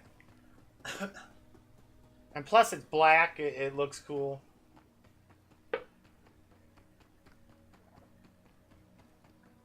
I really like the red racer too. So, but I recently redid my hangar. So I lost a big. I don't have the cat anymore, which is I kind of wish I would have got it. But so I got this Inceptor pack that comes with a lot of small fighters. So I have the TR, the AA, and the RN. So I'll kind of show you actually what I have. I don't mind sharing, what's in my hangar. But and this is what put me over the 5,000 mark. Yeah, man, just let me know. So basically, this is the pack I recently got. And so this is a concierge pack, and it basically comes with 18 ships, but they're all like base ships. Like this is the one Mustang worth owning, the Delta. It has rockets. But so basically I got this pack, and these are still some original ships from the pack. But then I upgrade it. So I got the Hurricane in there, the Eclipse, and kind of upgrade it from the base. And all these inherit the LTI of this pack. So I was gonna get the Starfarer or the Caterpillar, but I wouldn't have been able to upgrade as many of these kind of small fighters. So I have a nice inventory of small to large fighters. And then I'm kind of working my way up because my ultimate goal is the Dominus pack. So and then it keeps upping the exchange value on this pack as you upgrade ships.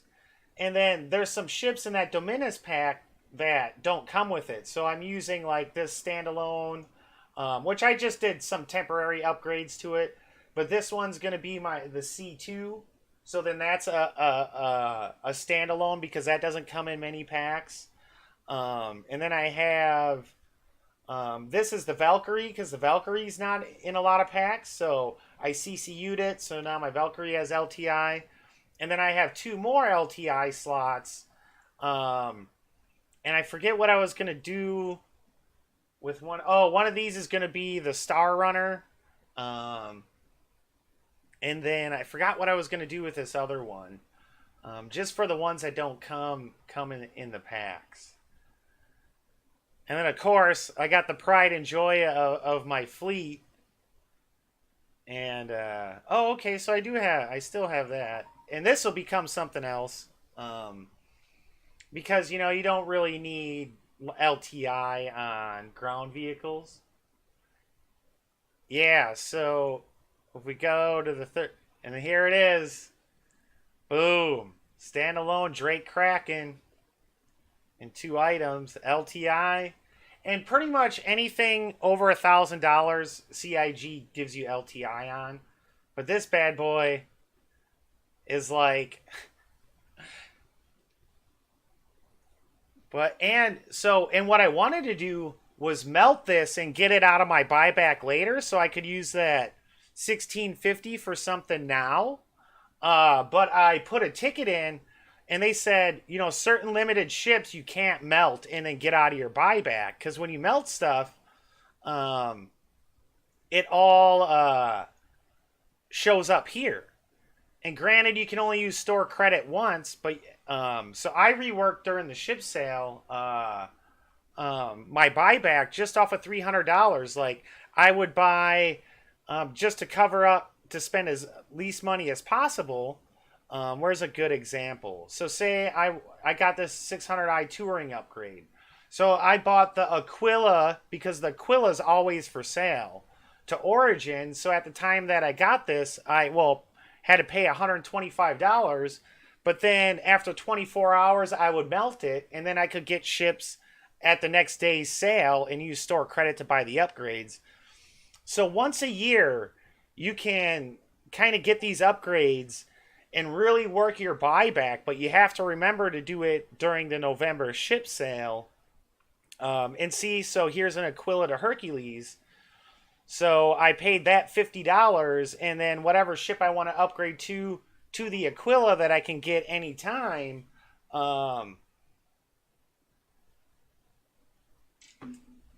Just as a way to spend as little money as possible at that time. So with $300, I was able to get pretty much access to every ship I want. Or wanted at the time. And then now I have a Hull C, so when that Hull C comes out, I buy, say, I'm going from, like, I would buy, like, the Max, say I was upgrading the Max in that pack. So then, and I wanted it to be this Hull C, so on the RSI site, I would, buy the Max to Andromeda upgrade, and then I would get this out of my buyback and apply it. So now what I have left are these bigger ships that are gonna, yeah, and see, somebody before the sale explained it to me and how to work the buyback, and it's like, and granted, and some people say, oh well, that's somewhat kind of like taking advantage of the system, but you still pay the same amount of cash no matter what, so it's like. Not too big a deal, but then all this shows up in your buyback and you can have access to it whenever. And then what's nice is I can actually use store credit on the Aquila purchase and minimize the cash that I actually have to use at the time to get this. But it'll be cool to see what they do, with the next future, anniversary sales.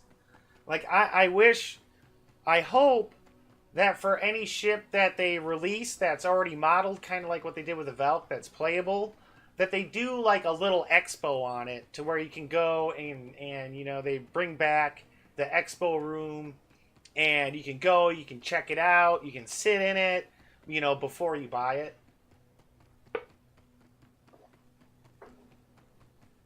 I wish I could find the links. Maybe it was like 2 years ago that they did all these awesome presentations. That was almost like an animated series on the different manufacturers.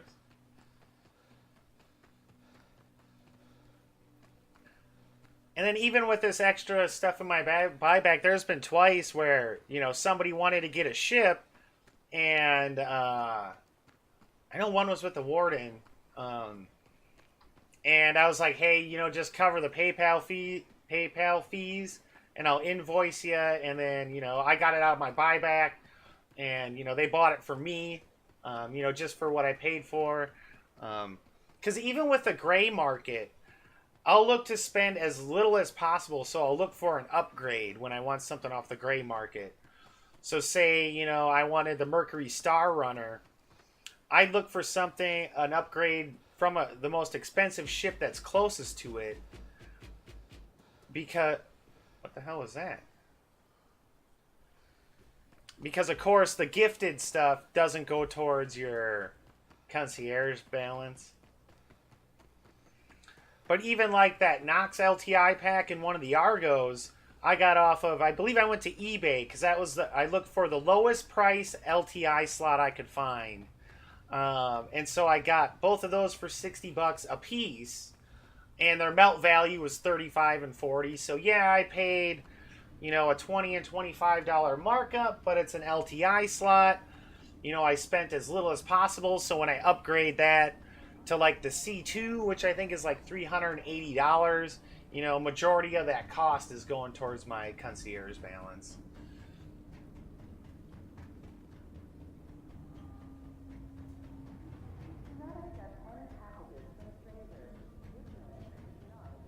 By agreeing to customs protocols, you are subject to all Hurston law and... Alright, so get the RN.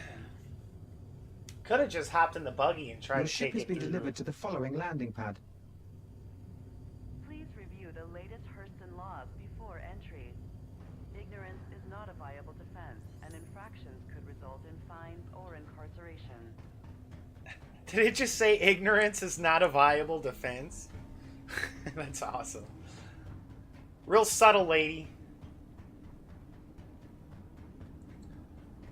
So, but I like the little exploration. I mean, it's all black. You got the scanning capabilities.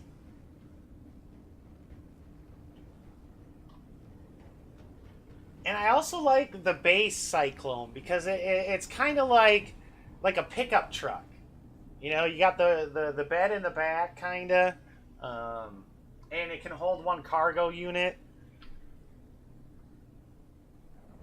Land systems. System check.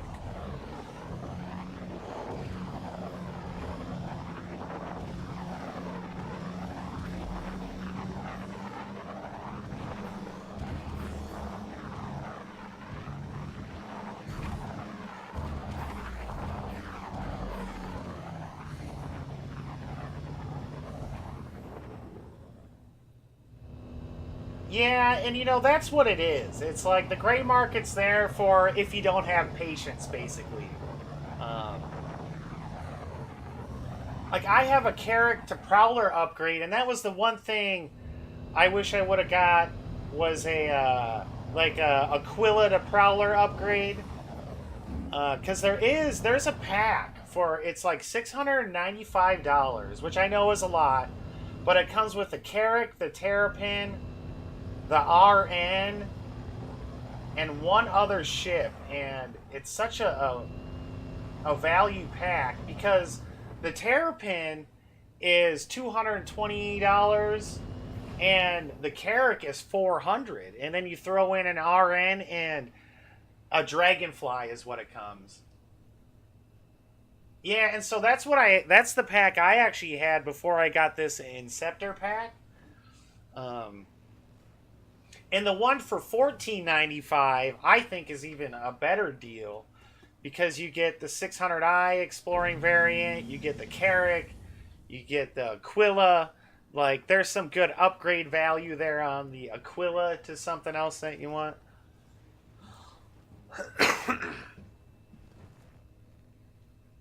Actually, we're going to load the TR first.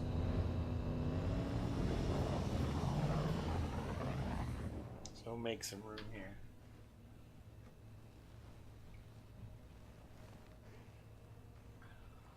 That's like my hangar before. I had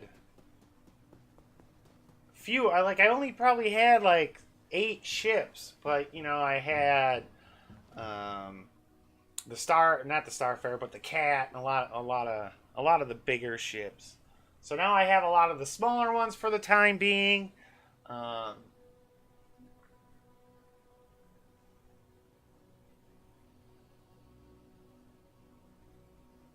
yeah, there you go.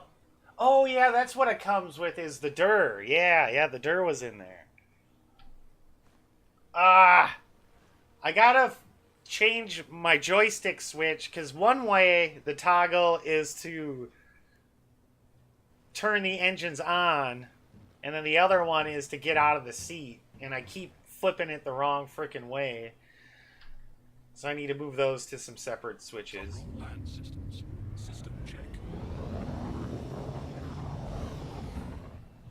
Whoop.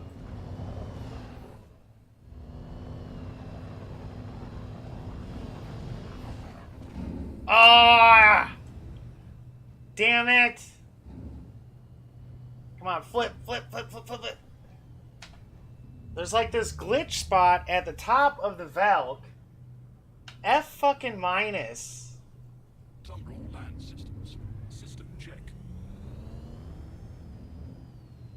Are you kidding me?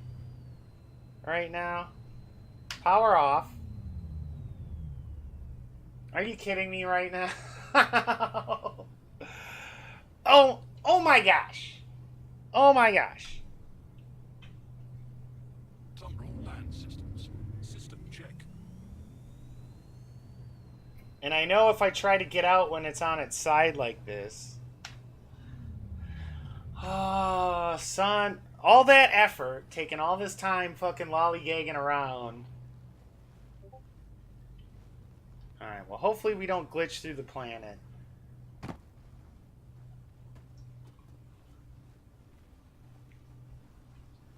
I'm stuck! Are you kidding me right now? There we go.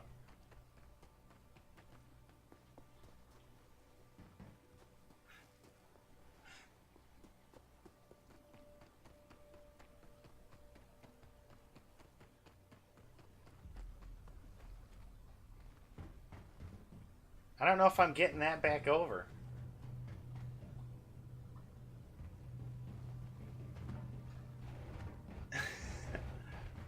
Nice! Oh, I don't know if I can get in it now. Well, it's flipped back over. I guess that's... Well, we can probably push it out. But yeah, there's a little glitch spot right at the top of that fucking ramp.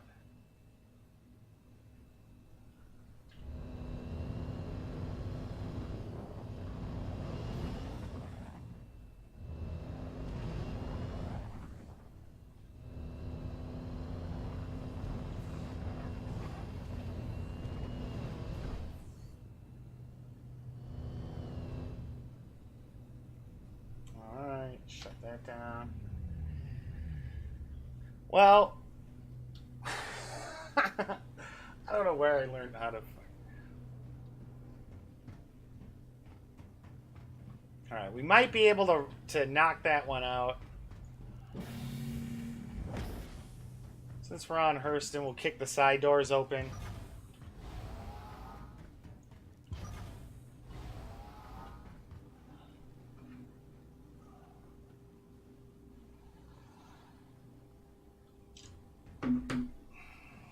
All right, I'm gonna take a quick bio break. I'll be right back.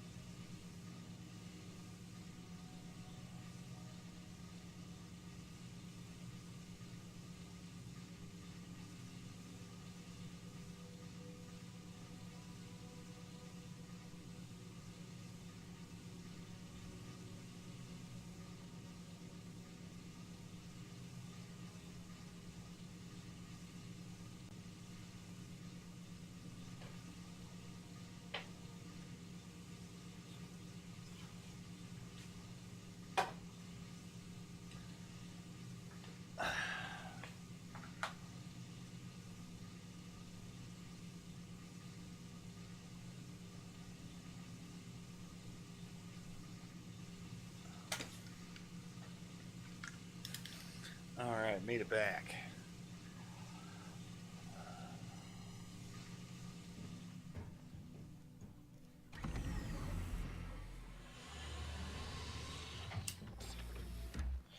Come on, we've been pissing around forever. It should be daylight.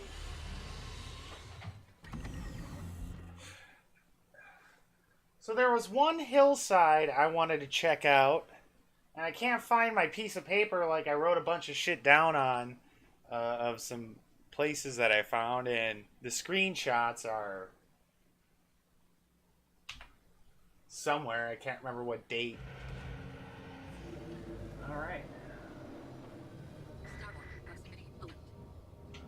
Don't sass me, lady. Landing gear raised.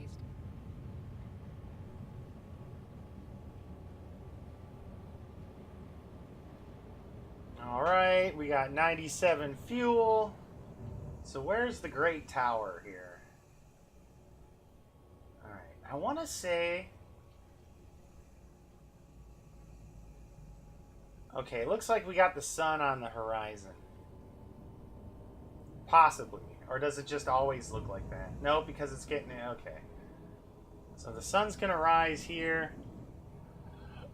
Let's get some altitude. Kick those tires and light those fires. Let's do it. Oh my god, I found the best version of Danger Zone. It's by this metal band called Psycho Stick. And man, there's like some double bass going on, and it's good. So if YouTube Psycho Stick Danger Zone.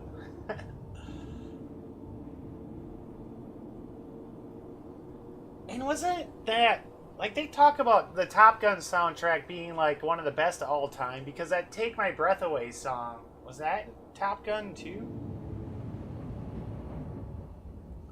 Because at the end of the song, he like kind of does this little tribute to it.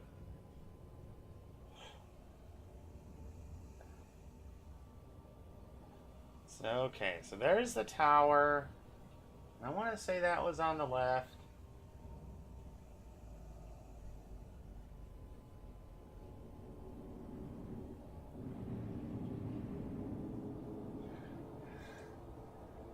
And there was another band, a punk band, that redid and it's on a CD called Punk or Pop Goes Punk, but somebody did like a heavy metal version to Call Me Maybe or whatever.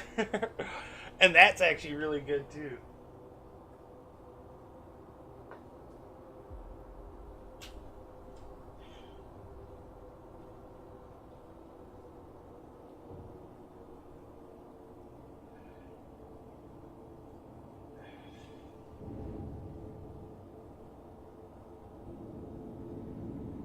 Because it seems like everyone I know that collects vinyl, they all have that Top Gun record.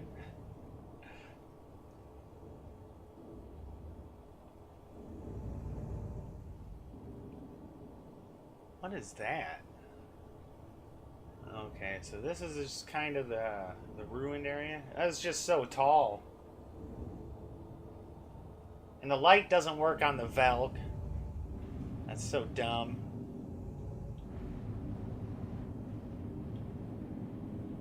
Yeah, it's really good, right? Like, they did a good job with it. Even at the end, they kind of go on to the Take My Breath Away. It's so good.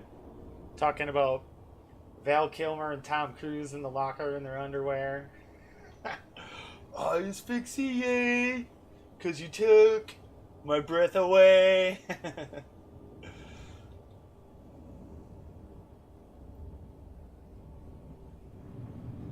But I like the way that song starts.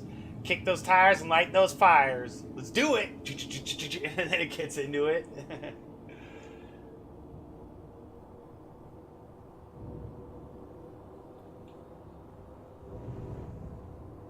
So I think it was like... Because there's the lake. But there was like this gradual hillside that had a ton of trees on it, but I wanted to mark it.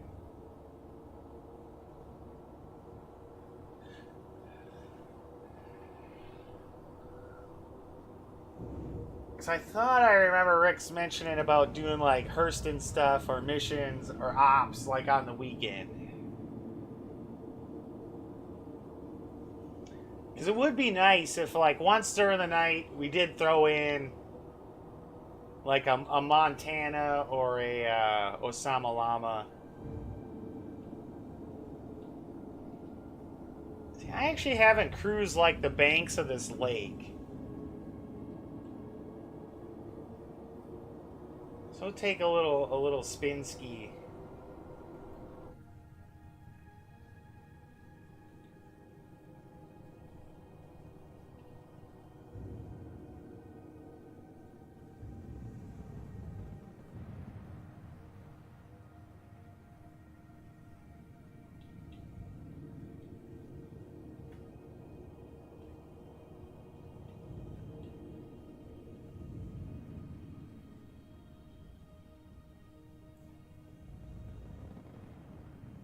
See, there's not a lot of like, flora, or fauna is animals, flora is like plants, right?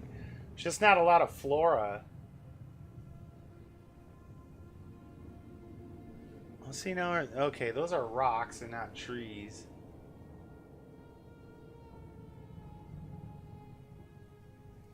And you know, the in-game music I think is so good at Hurston. And then every place else, it's all kind of... The music isn't as good.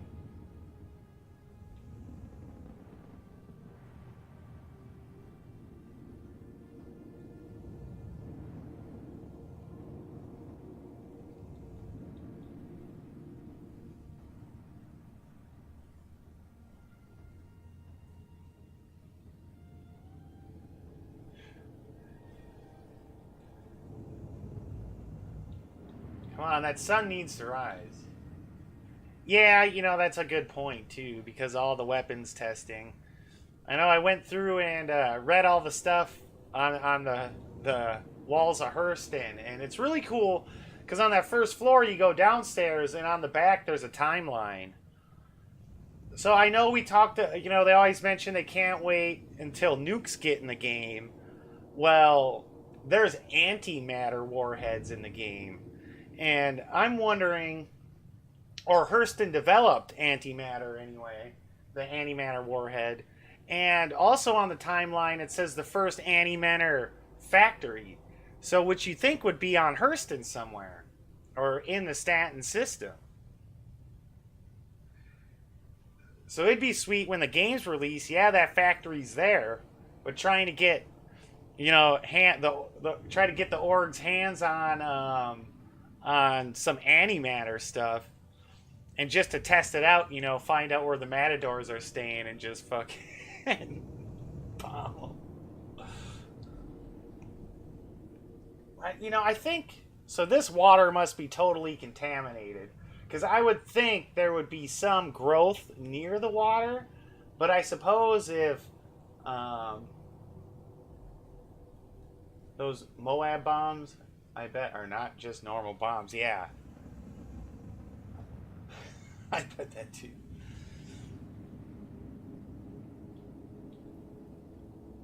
So I wonder if this is a lake or an ocean.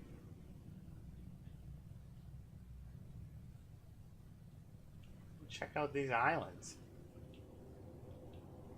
So they're like the islands in the Great Lakes.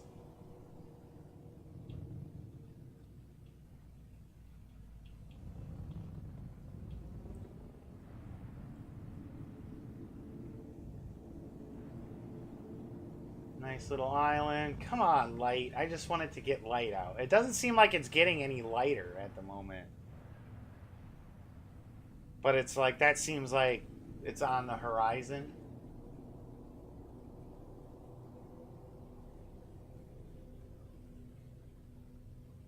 Oh, yeah, to the A2. Yeah, and see... So, yeah, and the A2 is the one that's right in the middle, right? Because it's like the C2... A2, and then is it the M2? And the M2 is the one that's just as expensive as the Hammerhead.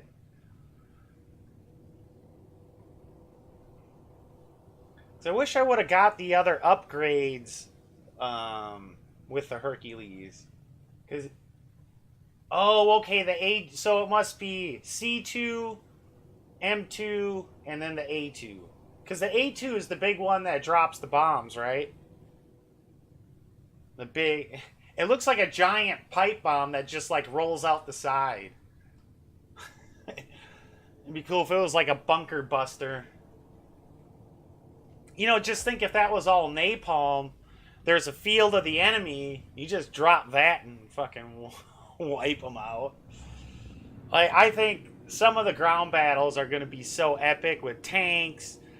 Even, you know, using the Valkyrie to the full potential. Because right now, you can't really use the weapons on people. Which the ballistic, like, so when you're coming in something like a Valkyrie, like, and have a TR on it with ground troops, you know, you can come down with the guns just spraying the ground, you know, laying that cover fire and taking people out, and you have a better chance. Drop the rover or the TR with the ground troops.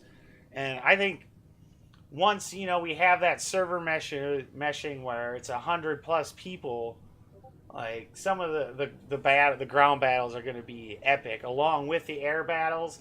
Like, I can only imagine some of these fights where you're fighting up in space. You know, you have your Idris up there, the Kraken, or Javelin, or whatever. There's a space, you know, shit going on in the air, you know, out of atmosphere. And then there's down on the ground, there's an atmosphere fighter battle going, and ground troops, whether it be like a location we're trying to take over, like something like a weapons factory or something, if we can do that.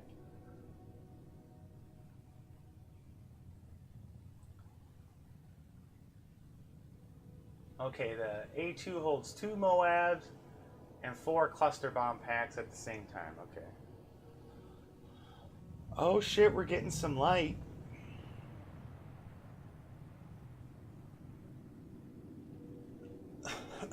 Although I have to admit, the battles on Daymar have actually been pretty cool. I didn't realize there were so many great, like, canyons and cliff edges. Like, I always knew there was some that we go to, but Ajax has been putting people on in some pretty cool places lately.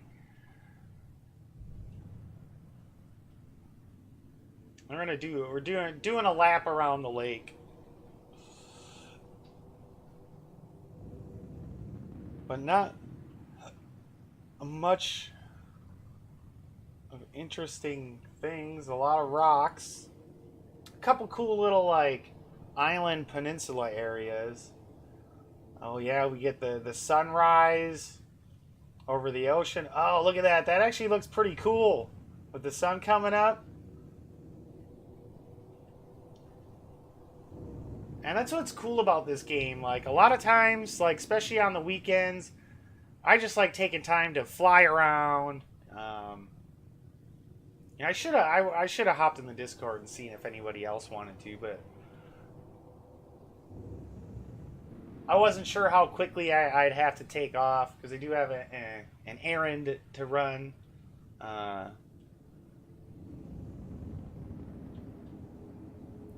Man, that just looks so fucking radical.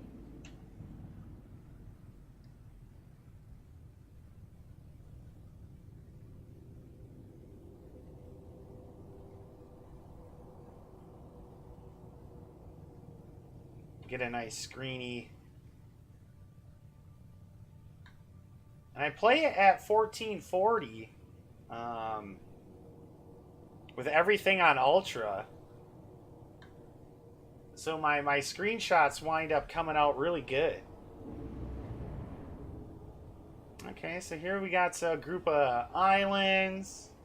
It's kind of a neat area.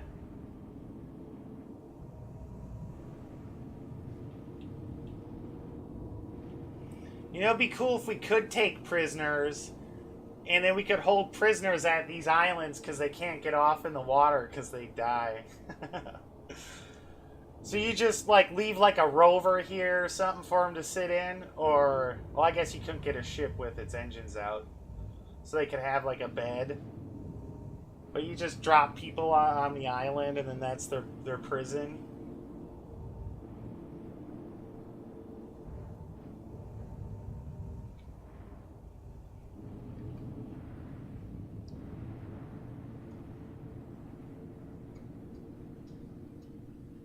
Have like an in-game version of Alcatraz. So I found out I never used the boost too much. So but from what people have told me, the boost is basically everything but your main thrusters. So when you turn and boost, it's boosting those thrusters that are making you turn, and I notice you don't stop as much or slow down as much when you start to turn. You hit the boost and kind of doesn't. Well, I guess there you kind of stop. Huh.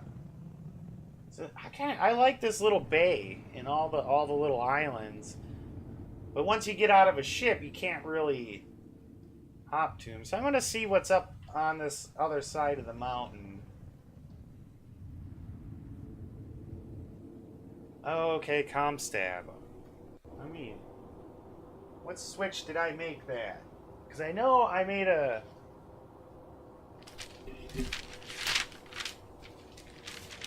switch for that. IFCs.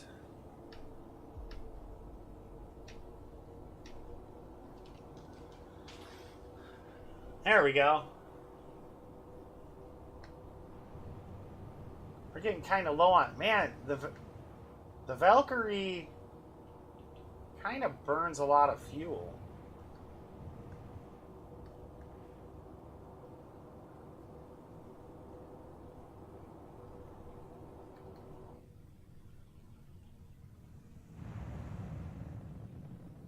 Oh shit, we got some trees. We got a little valley here.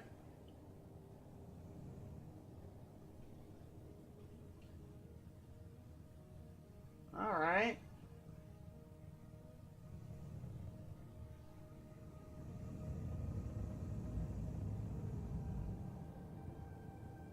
Oh man, that looks so awesome.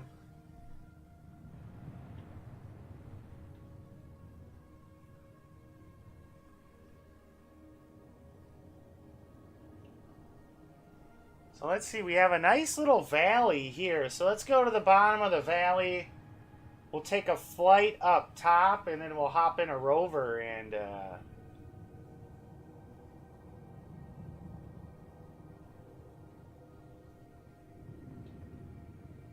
Alright. So here's kind of the bottom. Oh man, this could be pert cool. Unless this is the area we always go to. I just happened to stumble across it. But I want to see... Where's... So we're about... See, and we aren't even all that far from fucking... Lorville. So we're going to kind of do... So we're... And I headed due east off of... Lorville. And see, I can't wait till they fix this map to where when you're on the planet,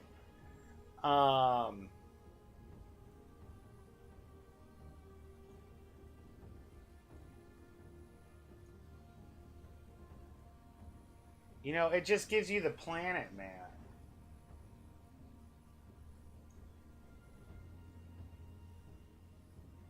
So I am by... Oh, okay, that's ZDF. Oh, ZDF Link.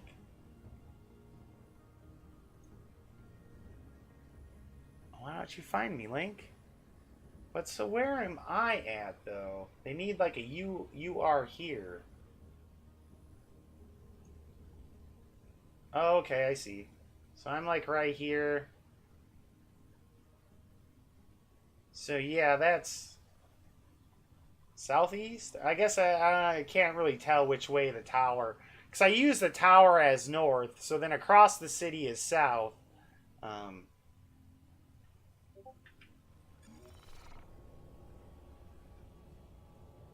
Alright. I thought we were gonna run out of fuel before I found anything. So, and I like it when it's not like where it's patchy trees, because then it forces you to go across like the open areas and, you know, make you vulnerable, versus when it's just solid trees. Like, I like these patches of trees and open. So we'll start up here to the left.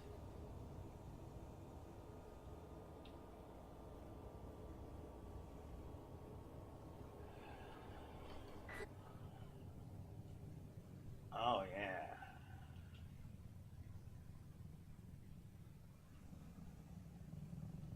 Oh, yeah. See, I turned a lot smoother with that comm stab. And I never really messed with my IFCs too much. But, you know, everyone recommends. So we're not going to crest the ridge. I think we're going to kind of stay up top here. Oh, man, here's a nice little hillside with some rocks. So once we reach the top... Oh, yeah. Oh, see, now this looks like the canyon.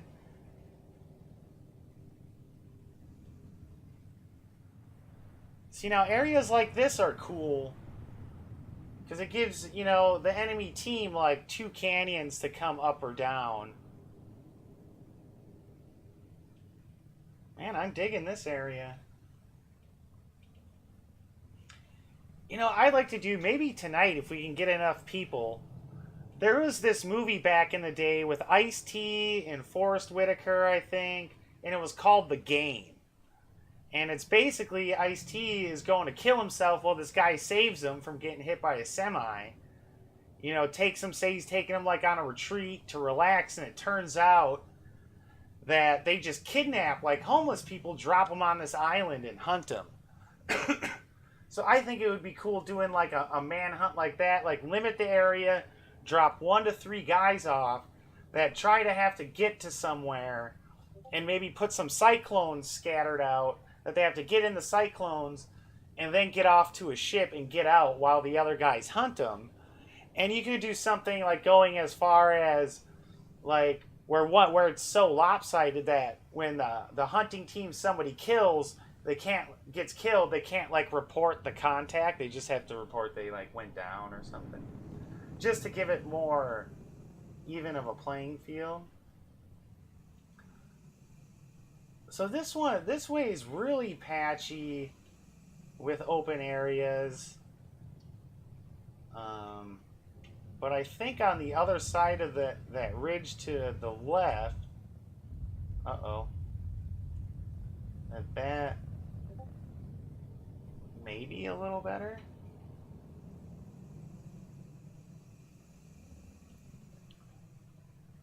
But I like this whole valley.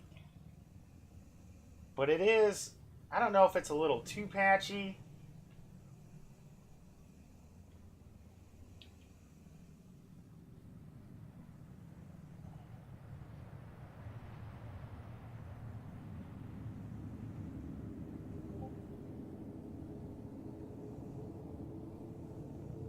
But like, so if we landed up here, I want to check this out, because now we hit a pretty lush area by Hurston standards.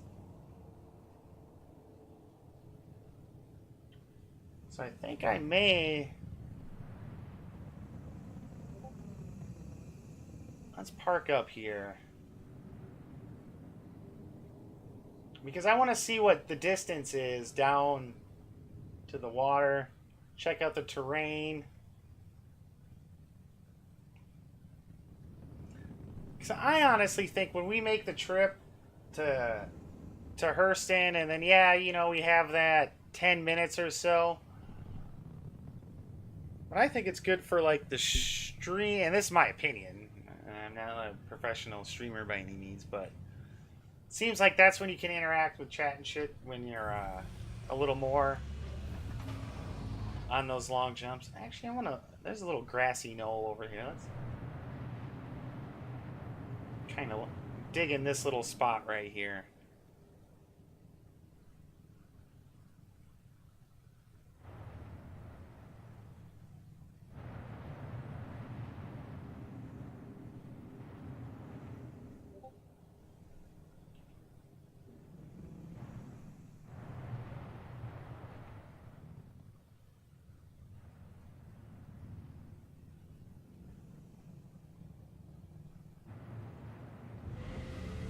Whoa! That was strange. It like totally...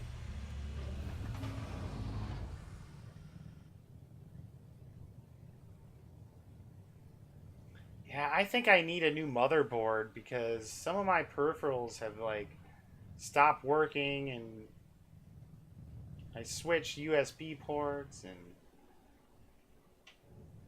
I gotta, the ramp's gotta have a little ease of... Yeah, is that good?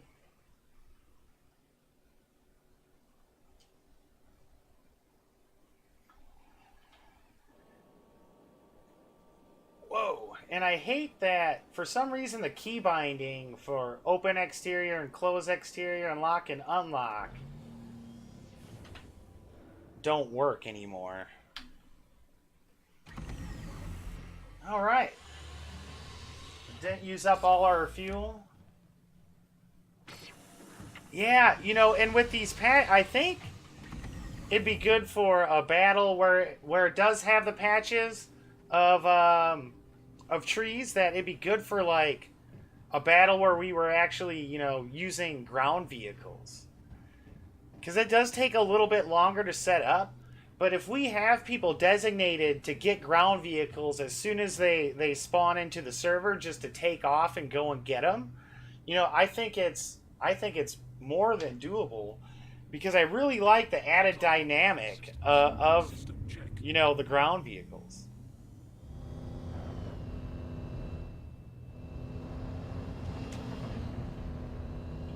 Oh shit, oh shit.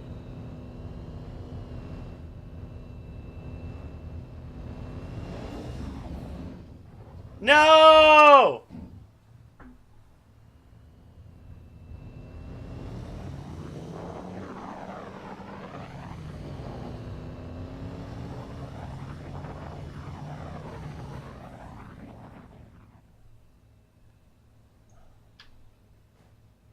Yeah, you know, like people with anything that can load up a ground vehicle, they just take off, you know, and say there's 4 people that can go get ground vehicles.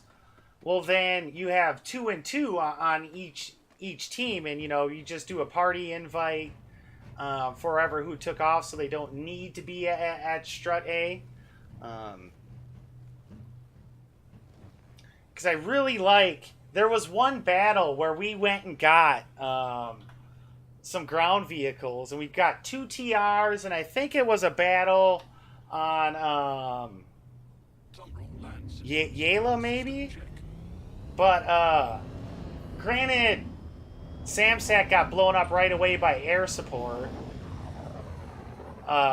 because air support attacked before mission go in chat. But man, I came flying up, like jumped over the side of the mountain. Somebody was in the gunner. And granted, we weren't spraying the ground force because we didn't want to wipe them out. But, man, that was just, it was awesome. And then you can still hit the driver with like a sniper rifle. Because I took a bunch of hits. Alright, well, at least we fixed our RN. Or our TR. But yeah, these areas are so cool with the particles in the air. You know, the grass and everything.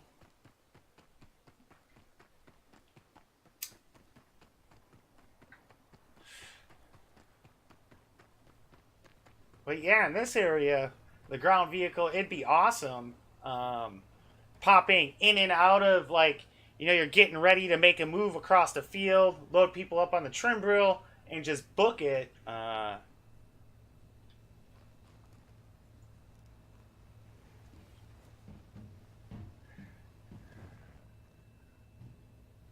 You know, it'd be nice if our battles just had a little more depth sometimes.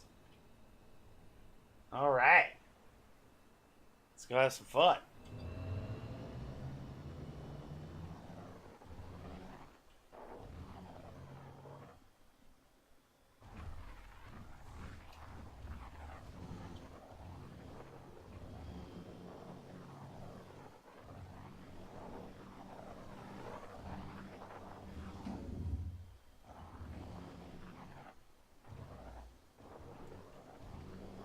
I'm gonna bomb this hill. Oh shit, rocks.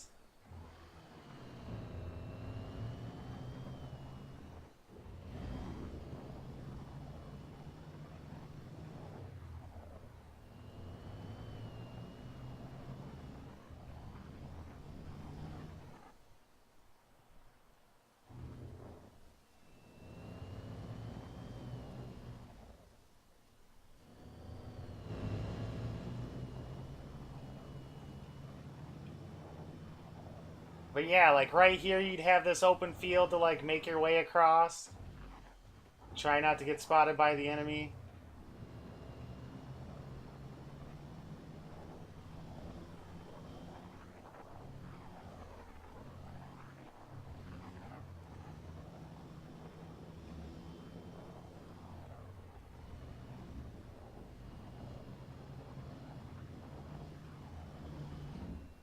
Ah.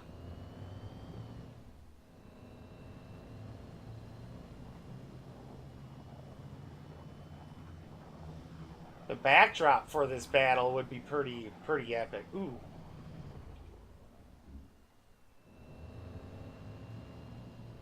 See, and I think a little too heavily wooded areas,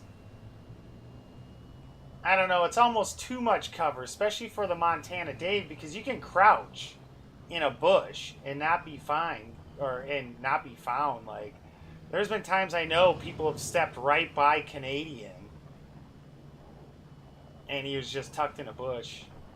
Same with Slice, or no, maybe that was Slicey that. Man, look at that valley.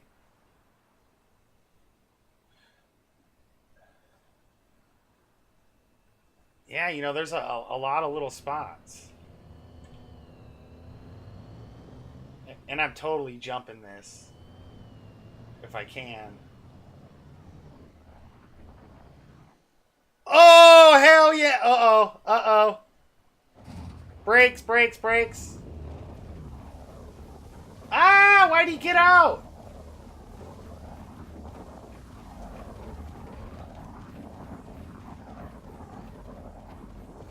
No! I don't know why my guy just got out. It's like a phantom button press or something. Because he just like totally stepped out for no reason.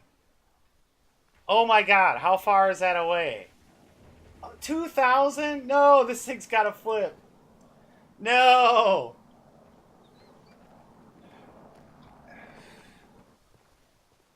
I don't know why. I don't know why. That's happened a handful of times now. Where he's just like... Tumbrel land systems. System check. Oh, it worked that time. Tumbrel land systems. System check.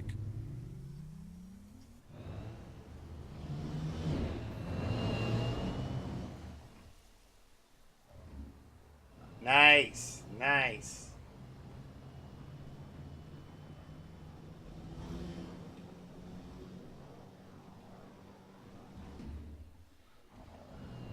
Fuck you, Rock. I hate you.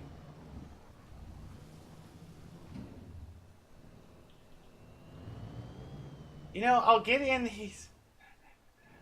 I get in these, like, nice runs where I won't be hitting shit. And then all of a sudden, I hit every little thing. Oh, see now. Here's a big field for an open battle where you could pop out of the trees. And had to make it across this open area.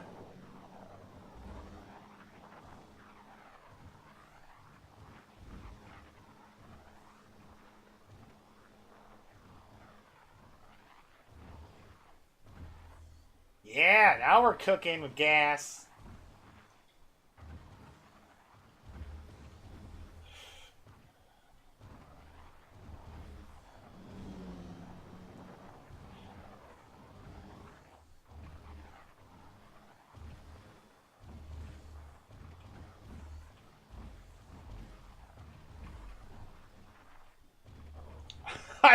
I have no idea how I just missed all those rocks.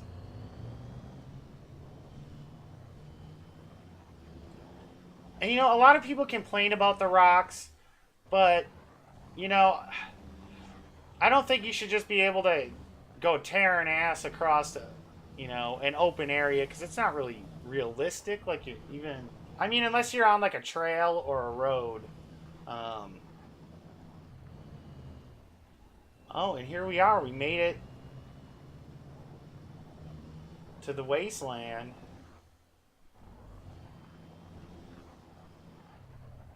Yeah, that water has to be severely contaminated because it gets worse.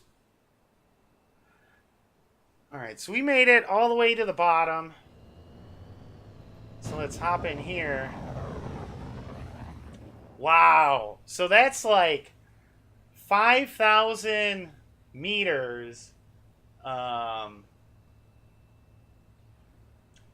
like field and forest. I like that. Especially if you were doing it in a manhunt, if you set the boundaries, like if you're coming with a bunch of people, you could place like ships on the left and the right in intervals as an area, as a boundary to kind of mark it. And so like the people being hunted would have to stay within this area, you know, so it doesn't get, because it is like 5,000 meters, you won't want to go too wide, but then you won't want to have them funneled. But I think that would be awesome. Like, and then hide cyclones throughout the trees. Oh yeah, like this could be like the beaches of Normandy, up where the TR is like the stronghold. And so you come to the beach and you have to, you know, storm that 5,000 meters with your 100 troops and your tanks, and then also meeting people like along the way on defensive positions. Like once those tanks are in, server meshing, like we're gonna see some pretty awesome gameplay. But yeah, just imagine seeing the tanks, pop out of the trees and the ground forces, and then you have your cyclones in there just purely because of the speed of them, you know. All right, so we kind of went down main drag. We're gonna, and some of these ruin areas are awesome, like you're saying with the pillars and all that. Like that's all. Like they did some cool, and the one area we had a battle at was like just awesome with the ruins. There was all kinds of crazy shit there.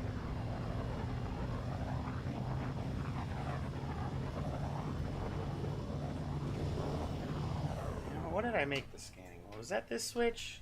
No, was that this switch? No. There we go.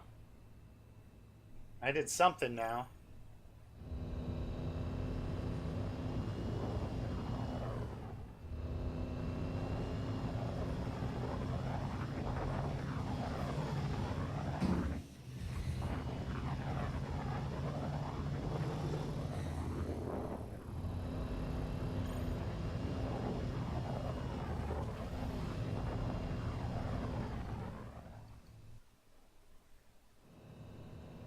Oh, now here's some thick timber.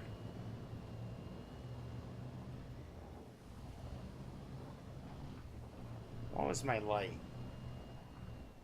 Where's my cheat sheet? I turned my light on by accident. So we have open, closed lights is 14. There we go.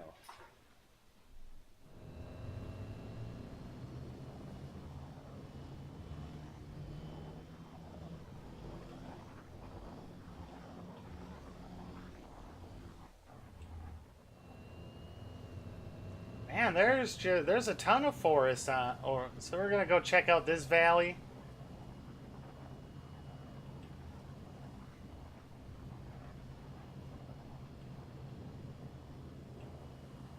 You know, and that's what's so amazing about this game. While, you know, you play CSGO or Call of Duty and everyone's always waiting for, you know, the new map.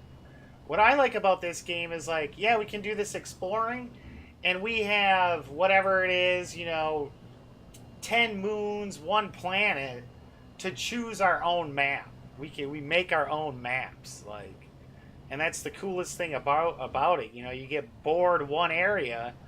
I mean, you could just go 1,000 meters in one direction, even on Daymar, and be in, you know, have a total different map. You know, battling on a cliffside, battling on a ridge, you know, battling in a valley, like. And over the next year and a half, we're going to see, like, the FPS get major improvements because of Squadron 42. The PvP, you know, flight combat is going to be amazing. And all that's going to make the game run so much better. Yeah, I only seen, like, one thing on there for, like, server improvements. Like, and I think that's 3.6 or 3.7. But I think in turn with them fine-tuning the FPS stuff, the PvP, you know, flight stuff, for us in the ZDF, it's going to get really good. And then what? Oh, man. See, like this field? Yeah, you all of a sudden see a line of tanks, Ursa rovers, some cyclones, and about, you know, and even like 100 guys on foot. I mean, that's going to be pretty fucking intimidating when you see like 10 star lifters land and completely unload, you know, with tanks and cyclones and troops.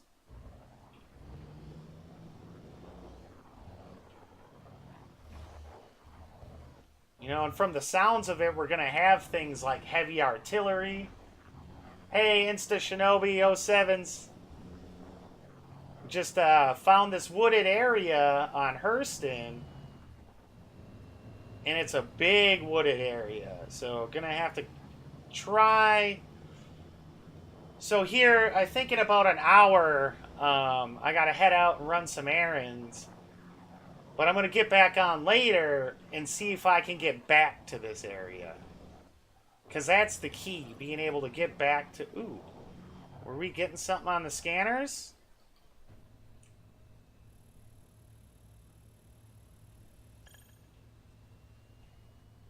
Because it sounded like it was trying to scan something.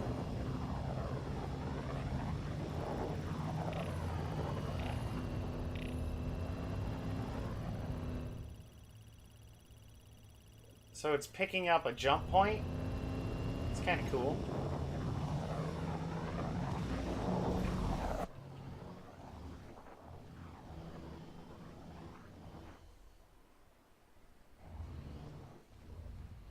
There's like endless timber.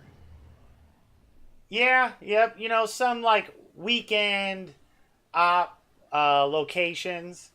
So basically, you know, it's where the trees are. And so I headed like due east towards the lake and just kind of cruised the lake's coast.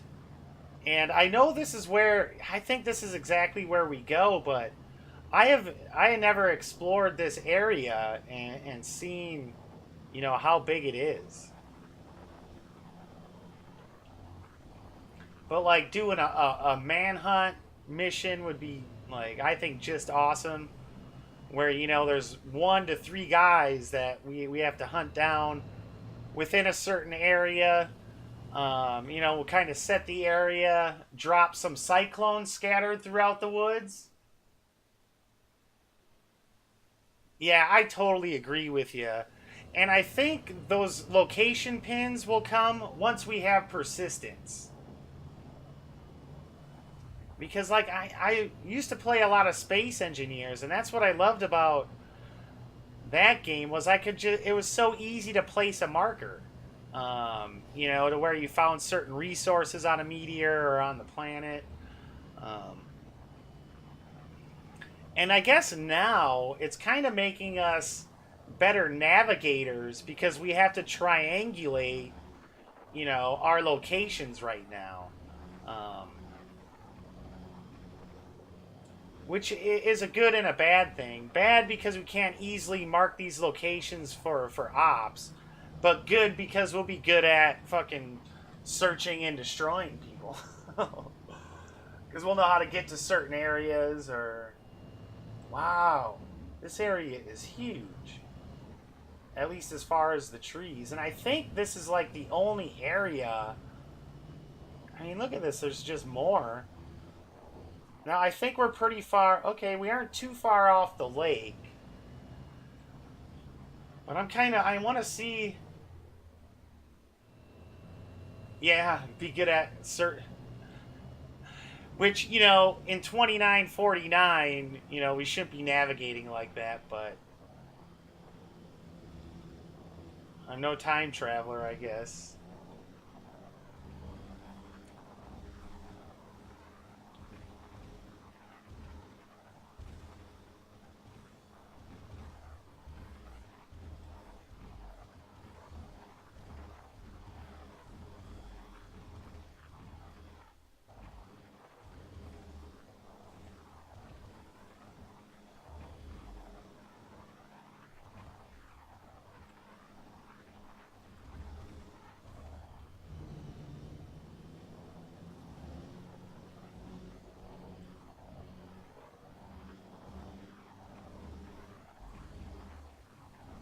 Oh, whoa, whoa, whoa. Oh, come on.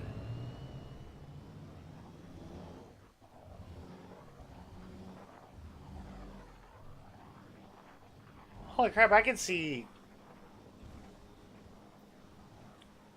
I don't know if I want to get too far off.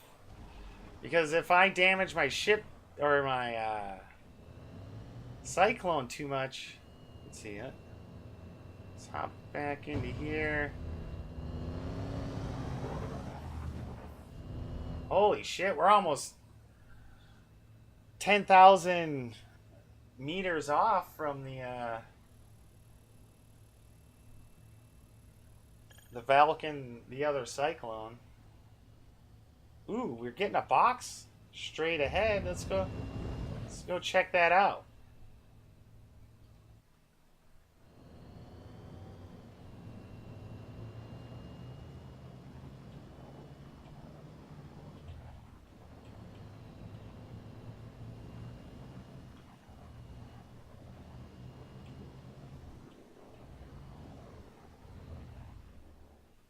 Man, this is some pretty thick, nice area here. I mean, it's nice and flat, so, you know, there's not much of a elevation advantage.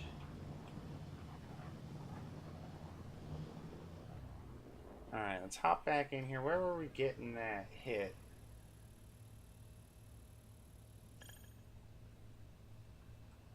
Why didn't you work?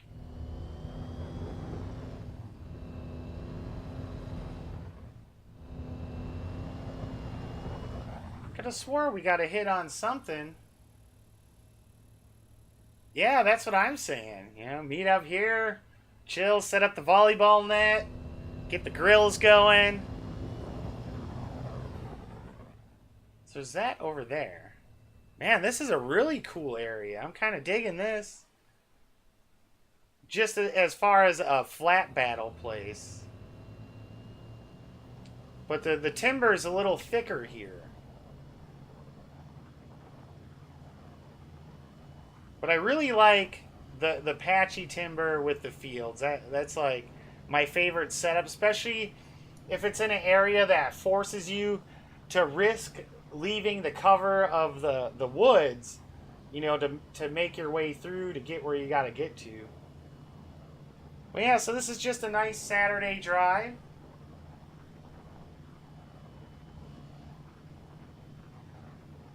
Man, and sometimes I find just cruising the Cyclone around Hurston, I find it very relaxing. Like even the quantum travel to Hurston, you know, it looks so great when you're jumping, and you just kind of kick back and enjoy the ride. So here we're going a little slower, but yeah, like this timber in here. I mean, if you were held up here, I mean, you got some rocks to hop on top of.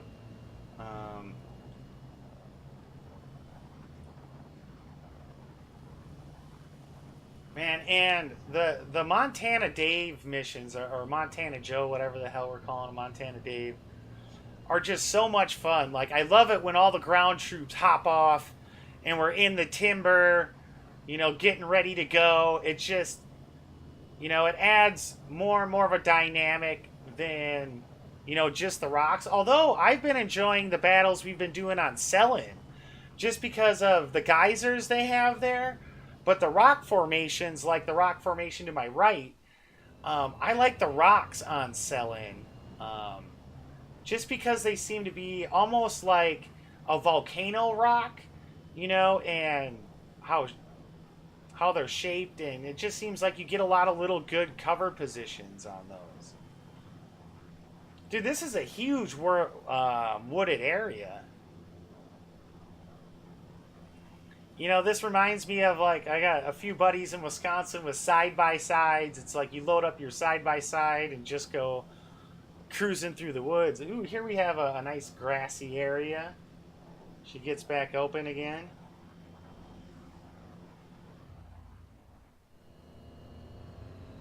Man.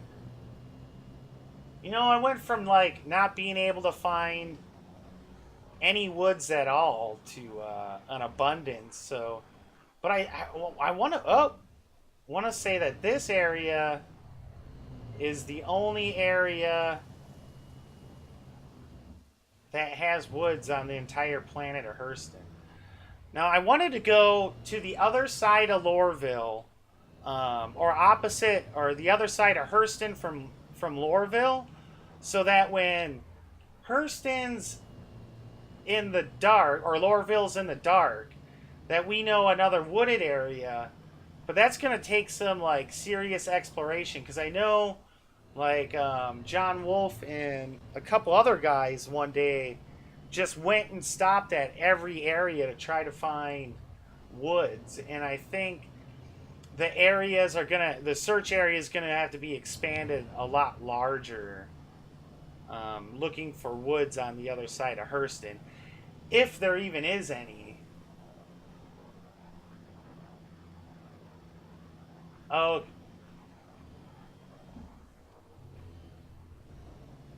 yeah, and you know what's nice about the Hurston moons is that they have 2 points, and they're both opposite the moon from each other. So with the moons, it's real easy to always be in the light, because you jump to one spot, oh, it's dark. Well, the other spot you can jump to is on the other side of the planet, and then that one, you know, nine times out of 10 is going into the light. But, like, this area just has endless battles, and I'm really hoping the new mapping for ground isn't just in buildings and building maps. I hope it's like a map of where you are on the planet, so even though you may not be able to drop a pin, you can look for the familiar terrain to find a point. But if it's just the new ground map they're putting in is just for buildings only, because I haven't seen anything. The only stuff I've seen on the new map is like where they were in a building and you can see which floor you're on and stuff like that. But not sure what they're doing as far as like a ground vehicle in the map you pop up. Because you can only zoom in so far on the current map. And hard to pick your spot. So where are we at? Wow, we're way out. So I think I want to kind of make my way up kind of this direction. Maybe towards that peak there. And then work my way across back. Let's see if we have enough time for that.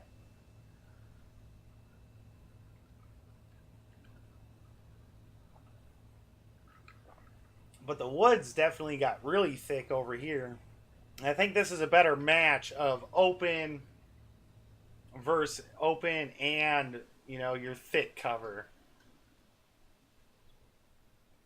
No, Slicey's pretty good at these Montana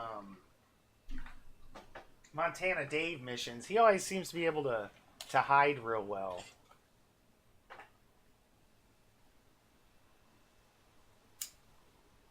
Oh, come on. Waiting for this.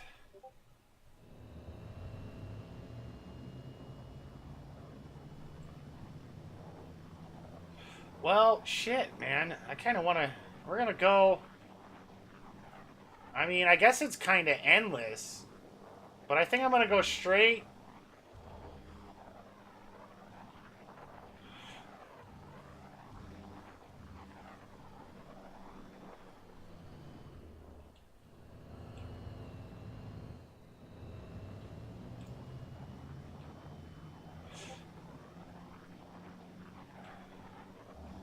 But this whole giant... This is like a whole giant valley. Oh, man, see, look.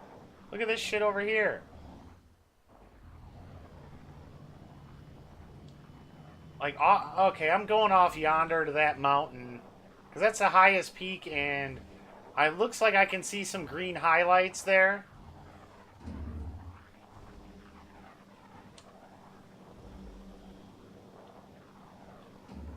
Oh!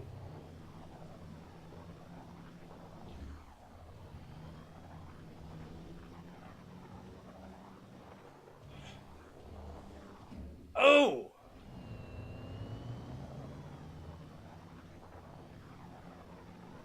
Oh, here we go. We got a good line. We got a good line here.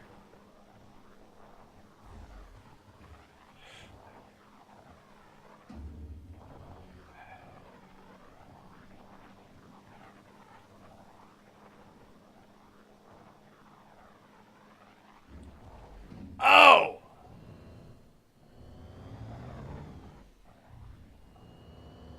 Are you kidding me? Drop perfect right in between.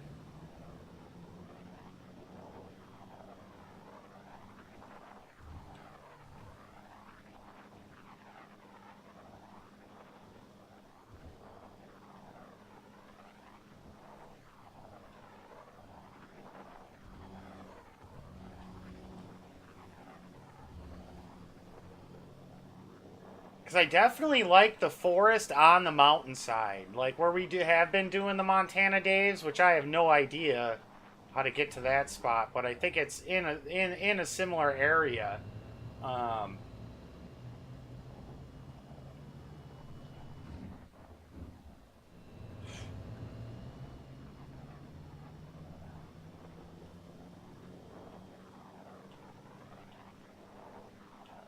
Oh yeah, this looks like it's going to be bitching.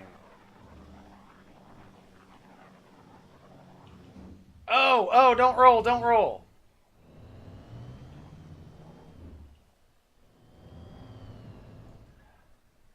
Let's get in here and pop a scan.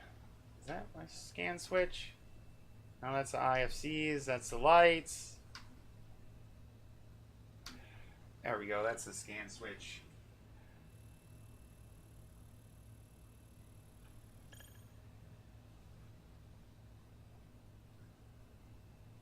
So what's everyone want to do in the game? Like, because I know right now we, do a lot of the PvP. But, like me, I'm interested in trading. Especially things like distilled spirits and then mining. Like, if we can manufacture certain things like distilled spirits on our own. Because I'm a big, like...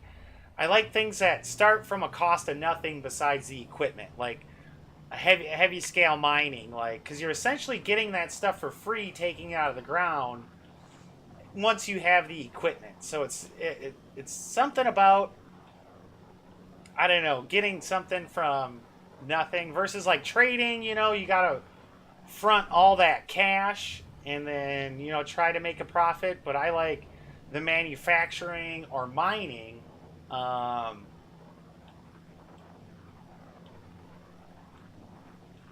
Is what really appeals to me. I think below 40,000 Alpha UEC last week during lost guns, repairs, claims, supplies. Yeah.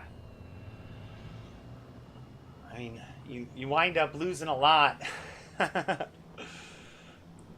And luckily, like, ever since they opened up the cap for the amount of UEC you can buy, like, I think I'm at close to 800,000 now. Just because on weekends, like, I don't go out or anything like that. It's like, all right, well, I didn't go to the bar, you know, Friday or Saturday, so I'll take 20, you know, 50 bucks and then get Alpha UEC and $5 here, $10 there, and it's really built up. Oh yeah, this looks awesome. You got the mountains with the rocks. I think there's some real appeal there. But the trees kind of don't continue up this one anyway. Oh yeah. Oh shit. Can we get between there? No, we won't risk it. And then I turn right into a rock. F minus. Yeah, and these wooded hilly valleys are so much fun because then you get a couple advantages. You get cover, there's the high ground advantage. So it definitely makes for a pretty dynamic battle. So what do we got here?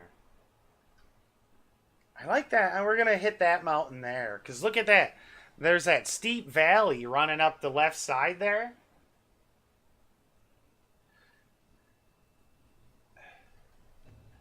So let's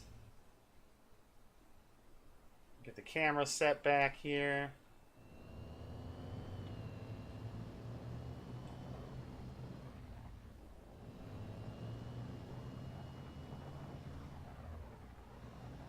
Oh man, this is all kinds of nice. It has the step cliffs.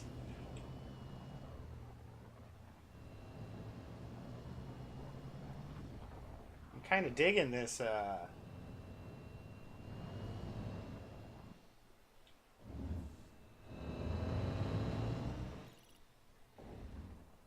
Nice. Oh yeah, that's so. This game. Or VIP on yeah, see, opposing hills would be really cool. Because I know we have talked about King of the Mountain and or King of the Hill. I guess it. Boom! Nice! Made that step down. Oh yeah, coming across this valley and then trying. So I think the gully or whatever you want to call it. I forget what they call those. There's a specific name for that crook coming down a mountain.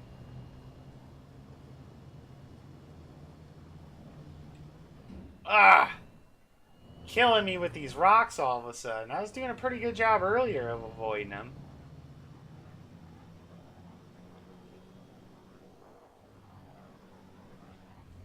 But I think, yeah, right up here. Oh, man.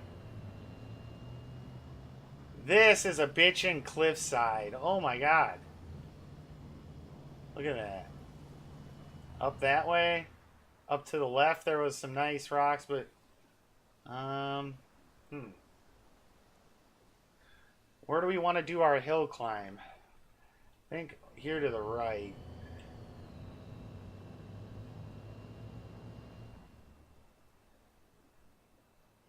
The trick to not hit rocks is to drive around them. Oh man, thanks for the heads up. Appreciate that. Smillerin?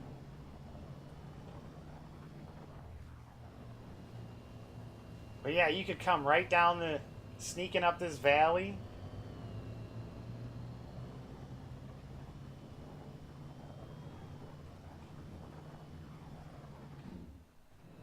I should have drove around that rock.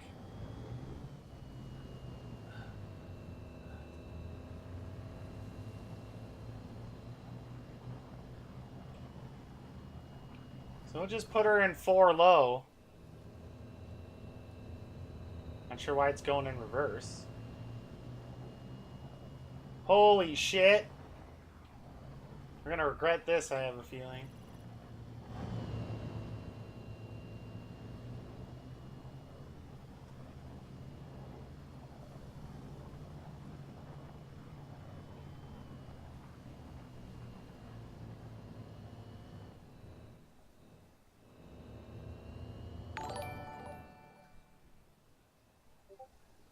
Hey, thanks for the follow, Smilerin. I appreciate it.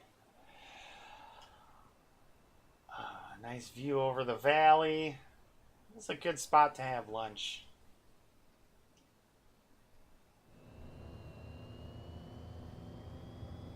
So let's take Smilerin's advice and drive around the rocks.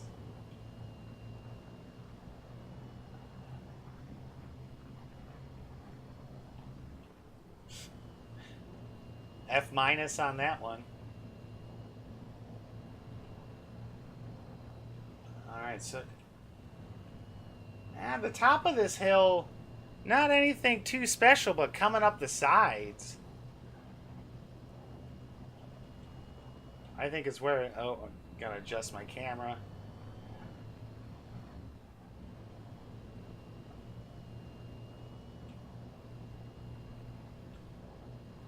Yeah, man. So, this, like, let me see. Let me see some. I want to see how far away the Valk is.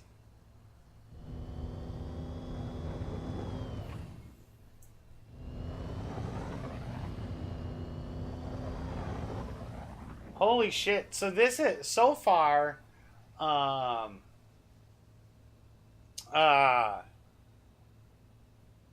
this whole area, 20,000 kilometers, has been all woods, and then now we got to some cliffs. So I am due east of Lorville. So I followed the edge of the lake, and then I hit trees, and then I kind of, and I'm not too far into where the trees start from the lake. And so I wound up parking way over here, and the areas I had been finding earlier haven't been this big. There's been like a small condensed area of trees, and that's been it. And then now all of a sudden in this area, there's been a bunch of stuff. So let's continue on our... But there was one cliff edge I really wanted to check out. And I know we had to be high. I think...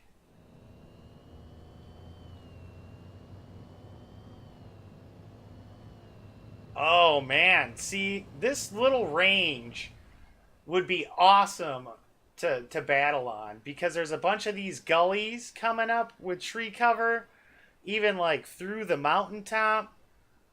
You know, you got rocks as cover, but not anything too crazy.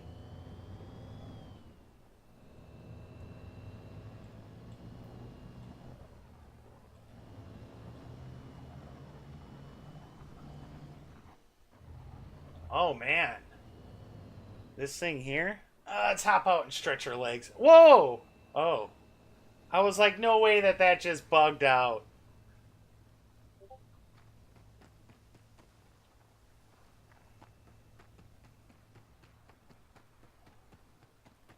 Oh, totally.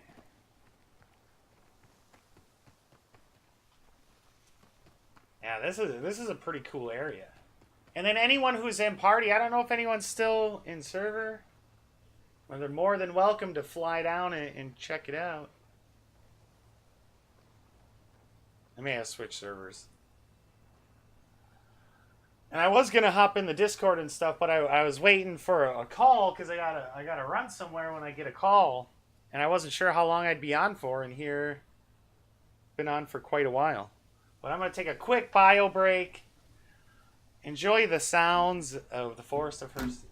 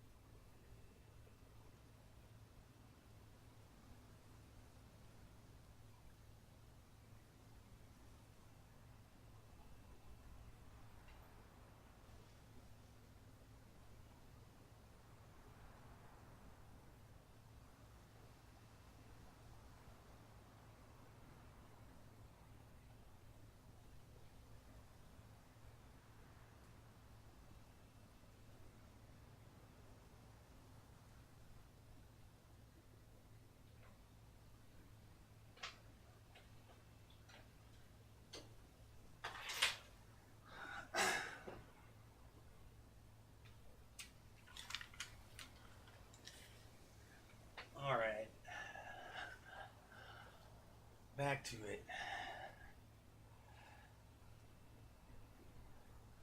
Well, this lady said 2 hours.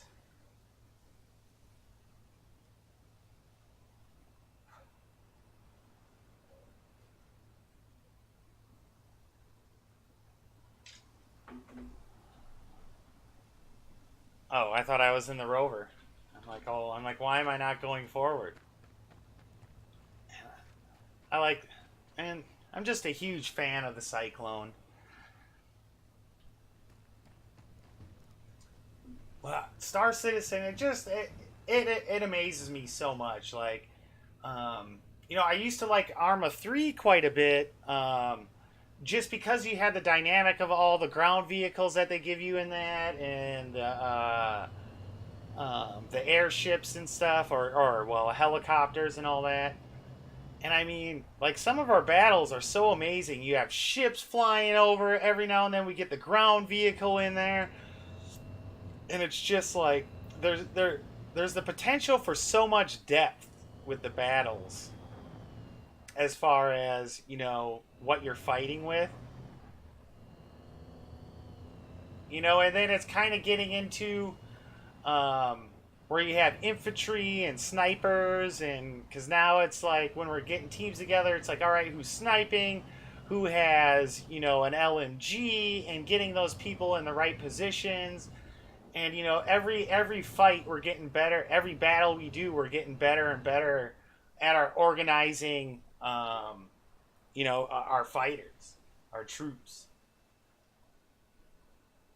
Because some people don't like using the snipers. Some people don't like using the LMG. It's like, and I think everyone's starting to develop their own style a lot more. Because, the community was really waiting for somebody like Rex. Because I played with a lot of streamers, and there's a lot of good people out there, a lot of good streamers. But, I don't know, there's just something about Rex's style and the way he presents, his channel, and the way he is with the community. Because I know there's been some big name streamers that have gotten that have like those 2,000 to 3,000 viewers, and I've watched a couple that they've given Star Citizen to, but they're kind of douchey towards it, and they're a gamer now type people, and they have all these followers and stuff, but I don't know if I consider them, some certain ones, a true gamer or not. But like the way Rex, is passionate about Star Citizen is kind of the way us longtime backers are, and so I love the community that we're building now. Making new friends, and what's awesome is people are always on now, and as more and as the community grows, people become friends, and there's more and more people on, and people feel more confident about, if nobody's on in the Discord, throwing something in the live ops or something, say, hey, I'm on, I'm going to be doing this. And I'm amazed at how many people will all of a sudden jump on who, just happen to see the message in Discord, and next thing you know, you're playing with, up to 1 to 20 other people.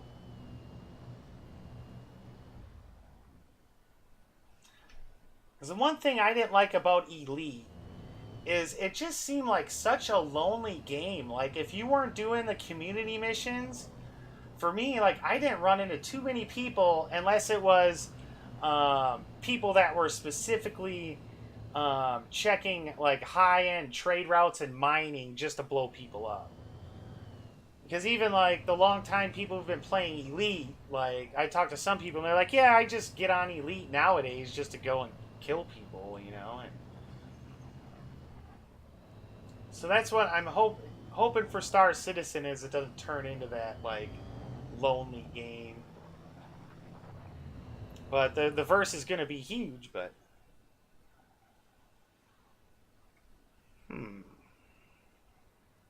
we got just another open. I really like this mountain. So where are we in relation to everything else? So where's Lorville? See, it's not showing where I'm at. That kind of sucks. So I can't really see where I'm at exactly.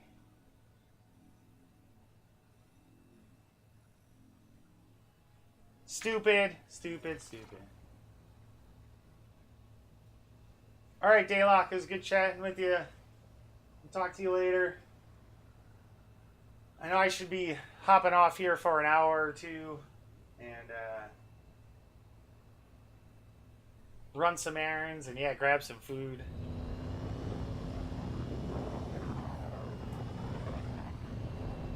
Alright, well... So I see some pillars off yonder there.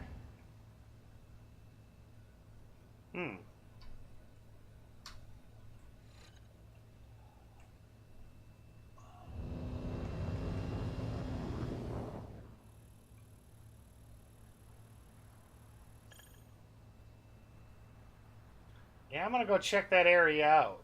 25 clicks away.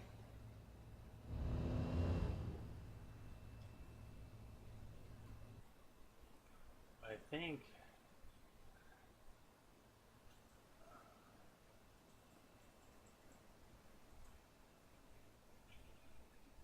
//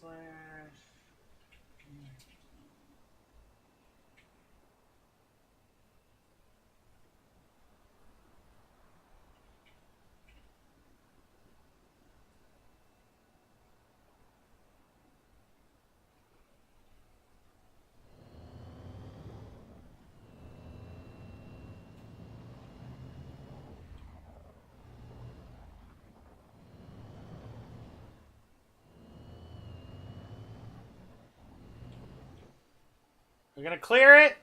Oh yeah, boy! Stop, stop, stop, stop, stop, stop, stop, stop. Drive around the rocks, run.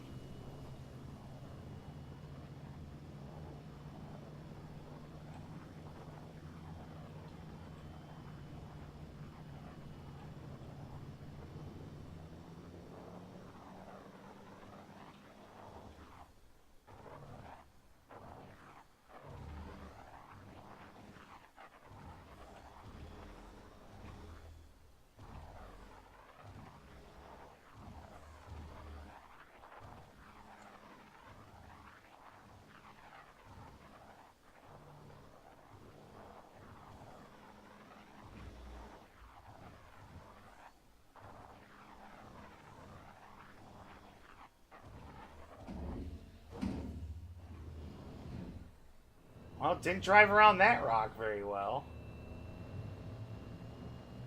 So we'll get to the top up here.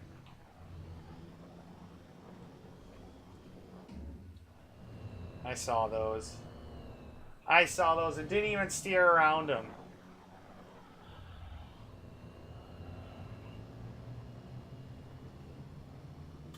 And this has been the most fun I've had in a Cyclone in a while. Usually you just load them up for like a battle or something.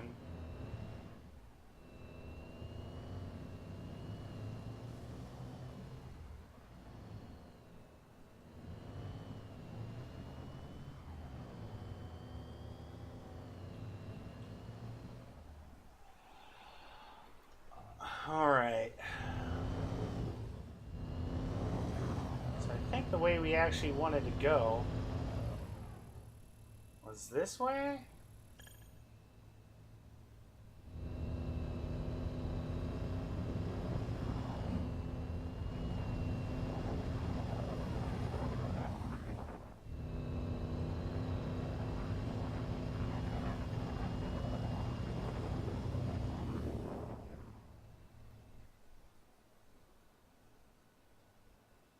Wow, just more hilly woods. I like that. But now I can't find where I wanted to go.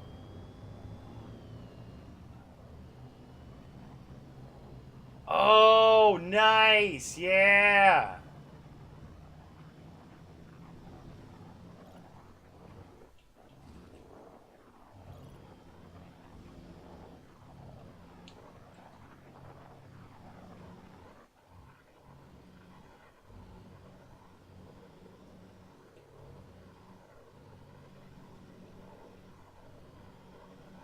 I can't believe I missed those rocks right there.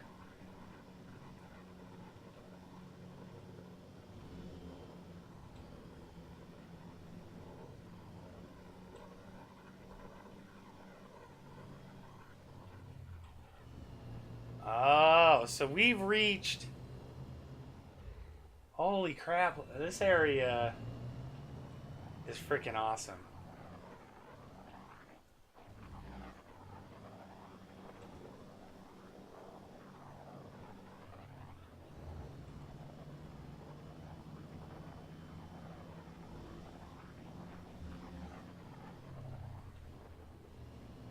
Oh.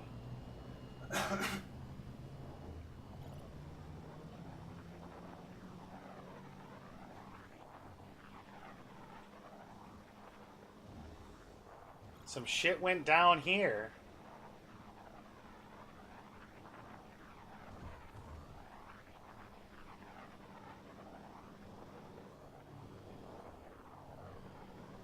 Now this is a cool area. It's like right on the edge of the junkyard and the trees.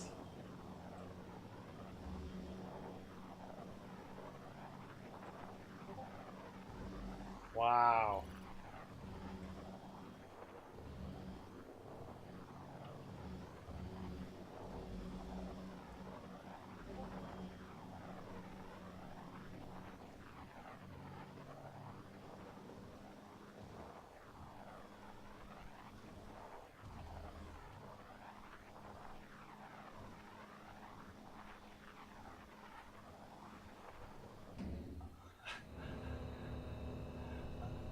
I figured that was going to be dangerous. Man, look, I don't think I've seen these wastelands before. Let's get the camera back fixed. This big piping and shit.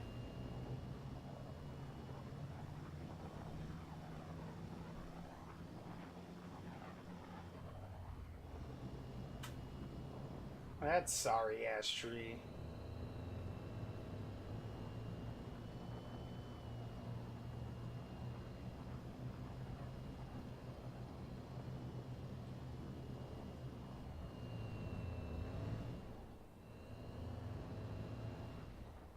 Holy crap.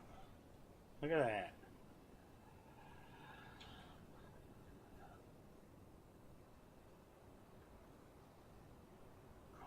It's a gnarly area.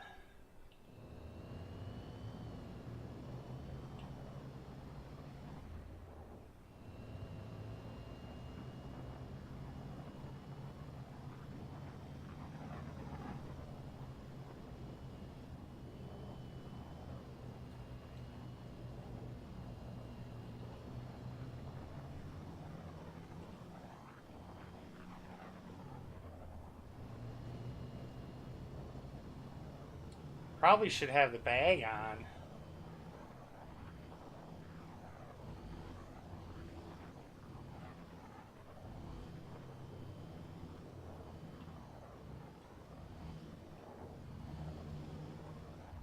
Oh man, this area is fucking cool. Because it looks like this blended together really well. Oh, oh, oh. A mix of that acidic trash area with the timber.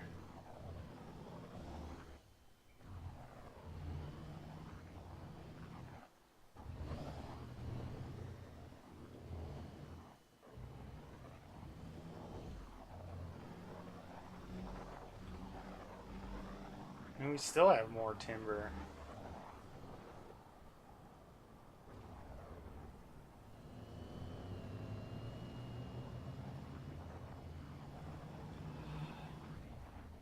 Just giant pieces of rubble.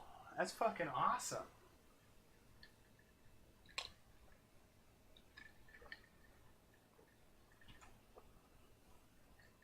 Where the rubber meets.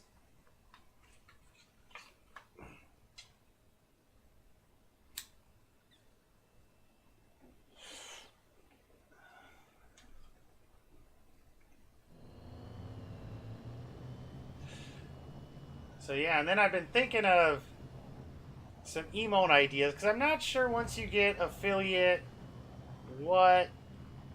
how many emotes you get. I'm pretty sure you get them at that. But I saved the name of the guy that Rex uses. I'm not sure how much he charges, but it's worth it to have some quality emotes. But I have some stuff saved as a temporary thing. So it'd be nice to have a couple, that are specific for me and my channel, and then some that are for, the ZDF.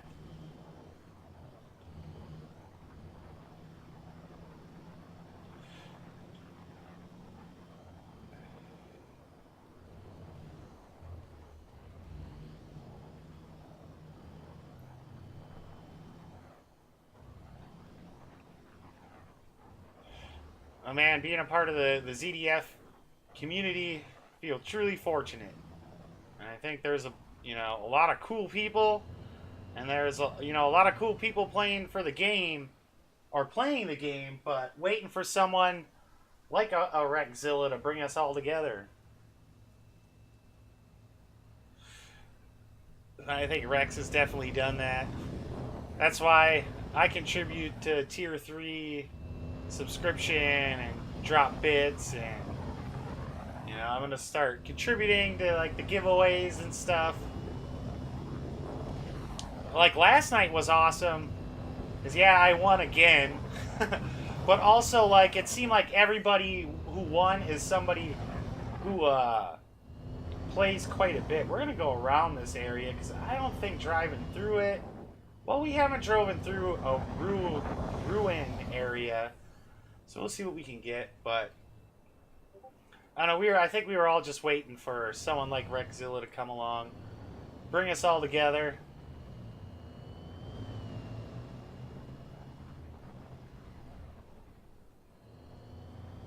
I don't know. I think I should have just took the trees through here, because this is some rugged shit.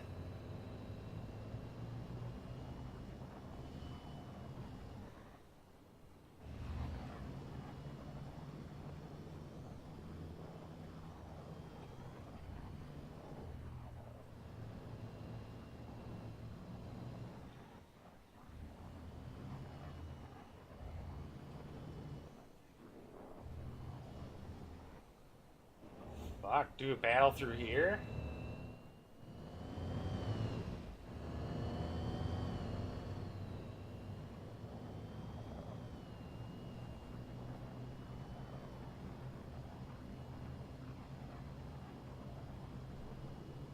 The sad part is, this is what mostly Hurston is.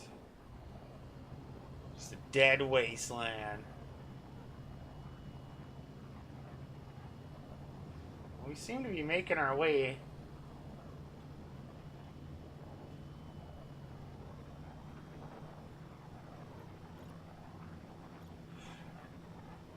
Alright, we're gonna get back to the edge, because we aren't going very fast.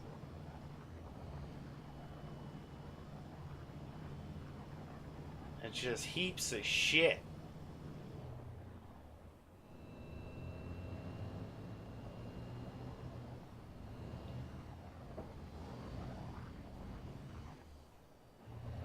Oh no! Don't flip!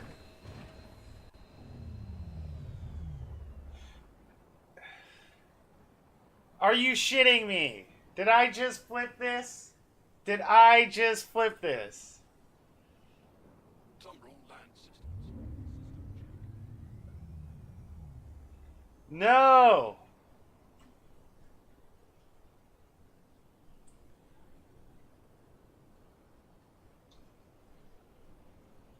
No! Are you kidding me? Cycle the power, cycle the power.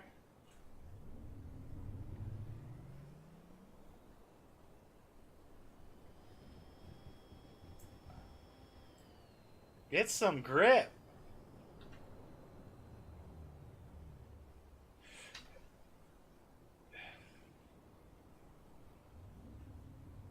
Yeah, I wish the driver's side was up in the air.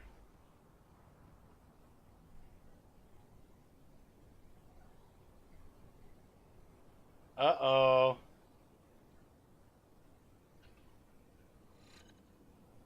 There we go. Land systems. Come on, you wanted to flip. You wanted to flip.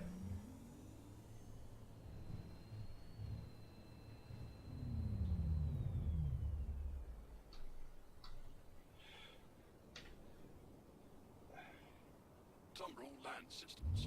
System check. Please don't clip.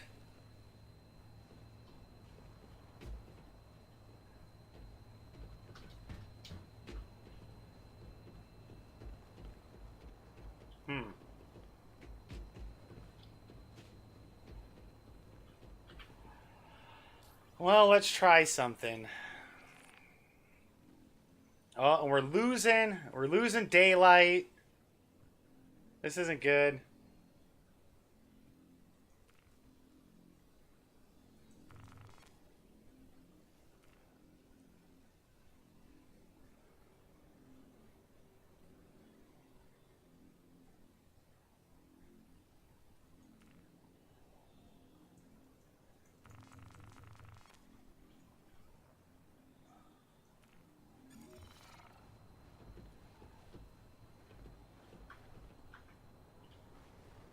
Am I in an armistice zone?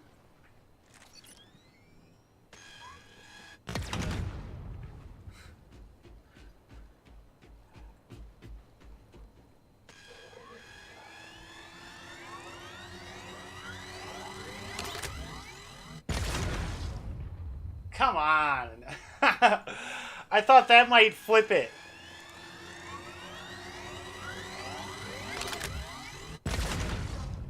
No? I'll try something else.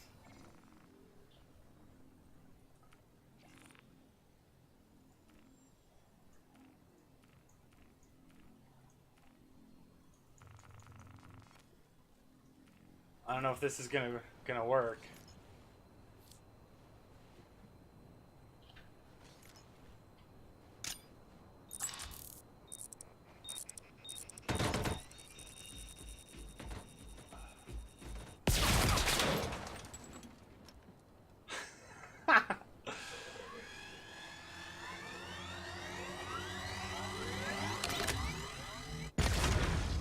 It's not even hitting it, right?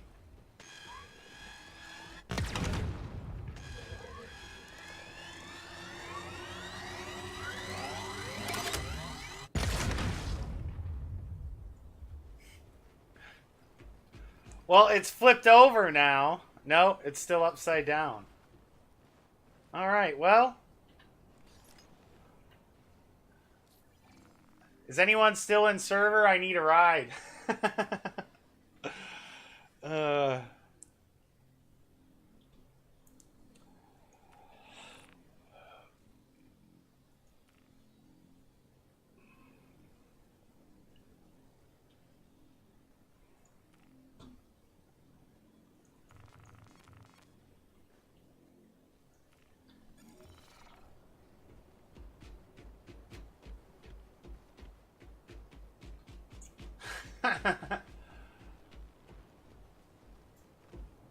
Oh, thanks, man. I don't know if it's officially happened yet on the affiliate, but today was the 7 out of 7 I needed.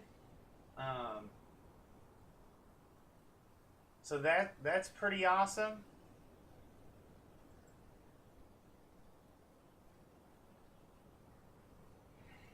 Yeah, like, I'm really close. So as of today, this will be my 7th stream and the last thing that I needed to hit. And then however long, because I think you have to maintain it for a week or two yet, but thanks, to the community and Rexzilla and you guys stopping by and viewing.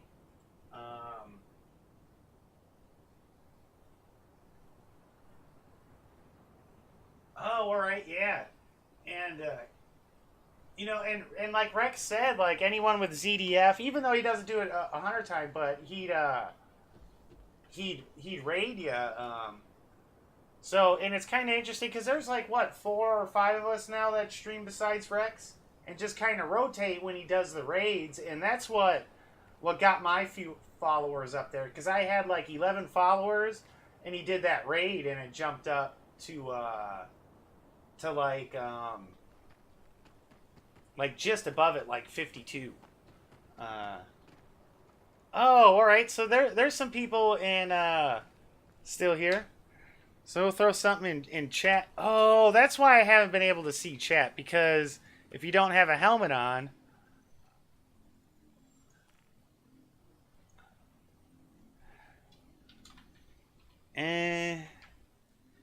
Anyone near Hurston?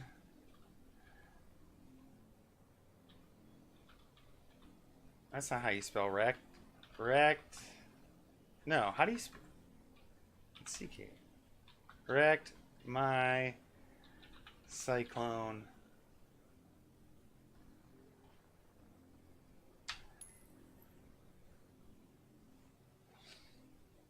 And let's see, we'll do a transport beacon. So I want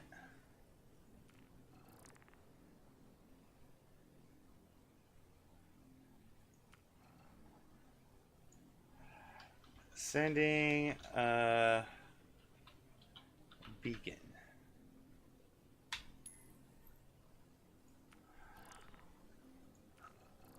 We'll make it worth their while if the right person gets it. So I want a personal transport.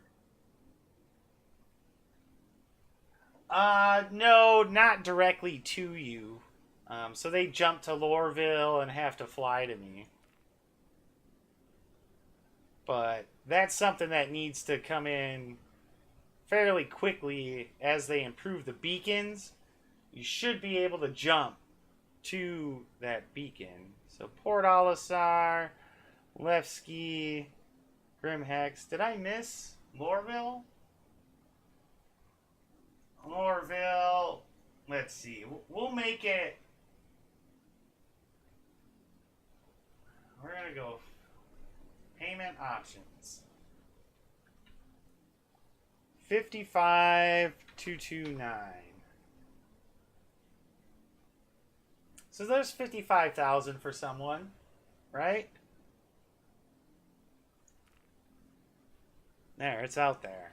It's out there.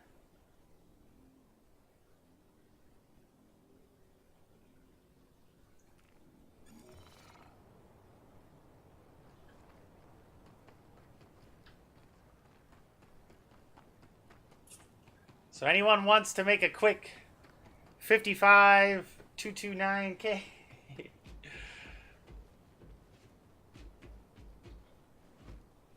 Can't even get up the trash heaps. It looks like we're camping out for the night.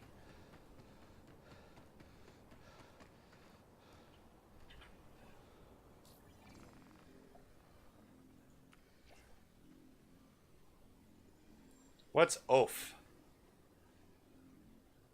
Oof. Like too far?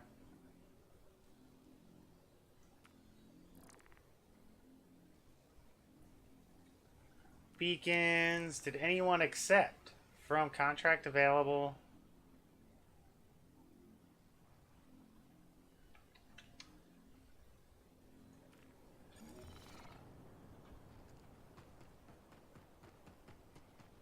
Well, it looks like we're camping out for the night. Looks like nobody wants to come to Lorville. Everybody's slanging that widow.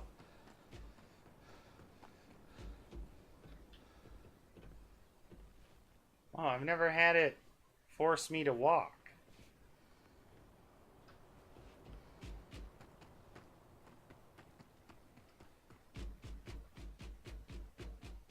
That's interesting. There must be metal under the ground.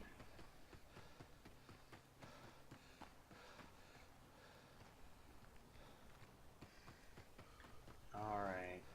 Well, I think 18 clicks is a little far to fucking hoof it. And it's nighttime. Come on, guys. I need a cyclone.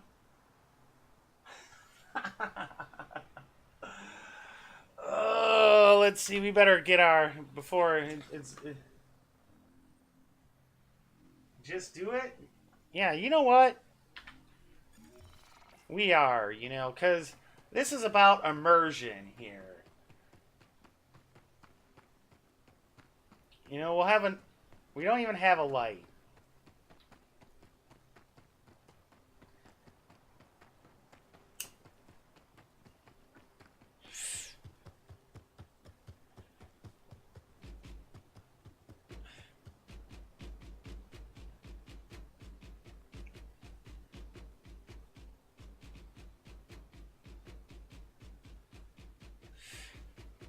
We closed at 0.1 kilometer pretty quickly.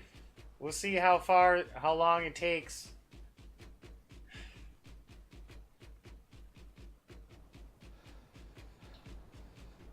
See, now he does get winded.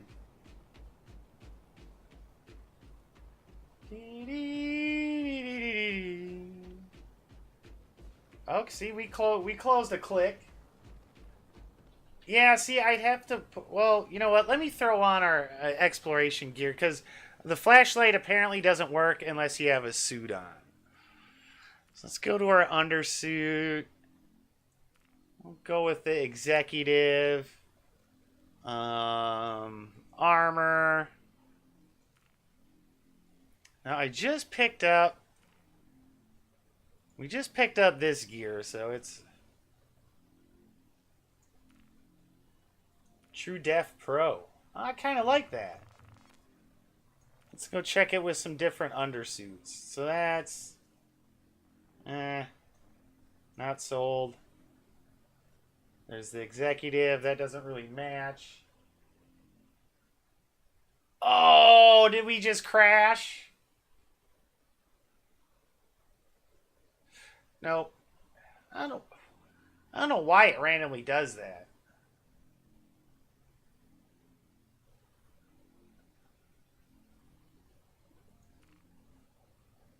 The Venture doesn't really match. The Pathfinder.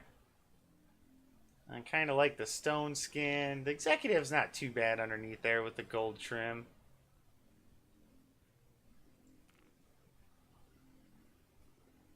Yeah, let's go with the Odyssey. I don't know if I bought the bag helmet. Let me check. There's the Rust, the Voyager, the Executive, the G2, Oracle, the Butcher.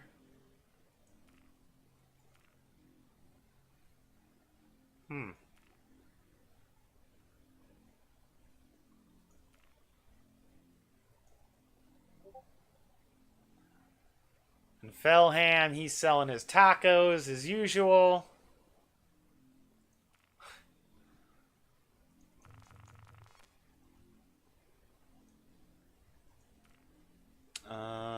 So, okay, we can only have one weapon. What weapon do we want out here? Would we need?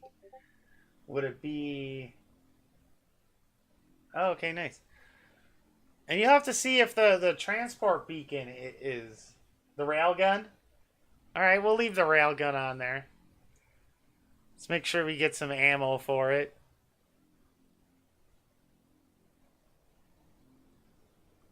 Yeah, see, you know what? I was having fun with this 212 shotgun and killing NPCs at SPK. You can just blast the shit out of stuff with this thing. Yeah. No kidding. With the O-pens.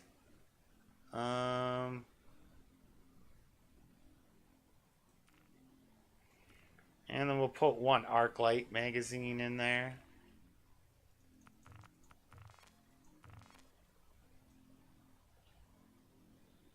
Uh-oh.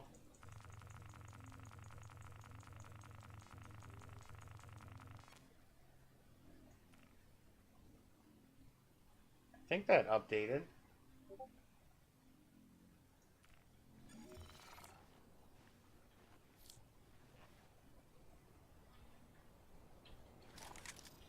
Yeah, fuck, that better not be bugged. I know I've seen other people have that problem where they can't add...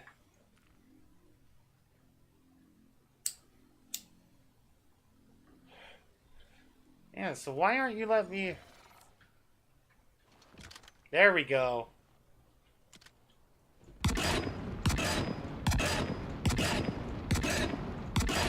I freaking love this thing. When Op 4 was held up by those guys with the F-55s in the cockpit of the Cutlass, I was gonna break the rules and switch to this and come flying in that room and just unload with the shoddy.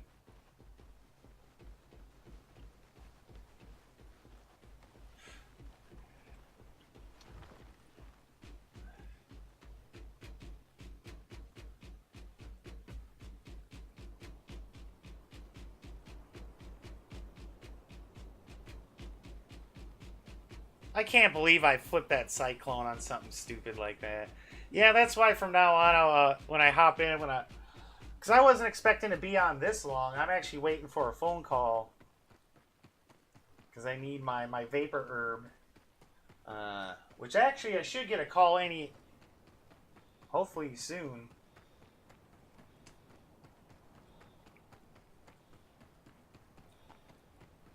Oh yeah, we got some downhill right now. Look at that tower. Is there an airport here?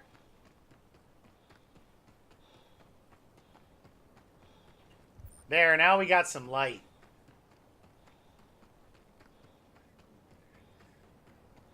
Dude, this is a massive area of trees. Oh, see, it's so dark on stream. Like, I wish it was a little lighter.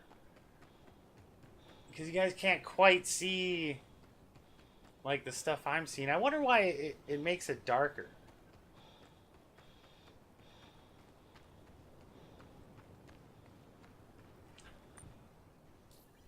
Now, so I see if you hop in, see if in personal, and then if my beacon's in personal and under beacons. Because my beacon is still out there and nobody's accepted it. But, so it should, essentially, I know when I've picked up beacons before that weren't picked up, it was under personal, and then there was, like, beacon.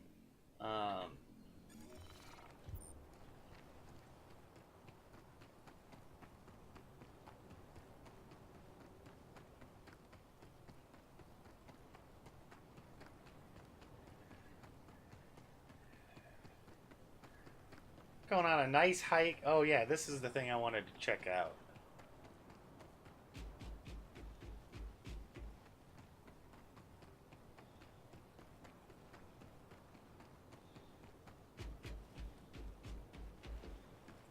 Looks like a boarded up tower.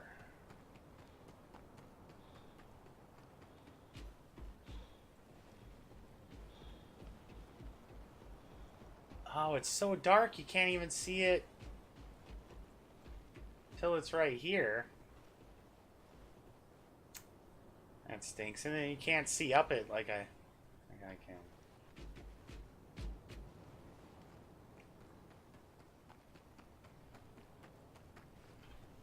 Let me try something. Graphics. Is it you turn the gamma up and you can see better? That might be a little bit better for the stream. Yeah, there we go.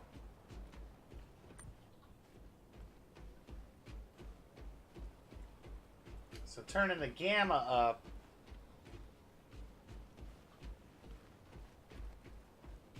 That made things better. And it's a little whiter on my screen, but it's bearable. Well, I guess, you know, we did it. We've traveled like over a full click already.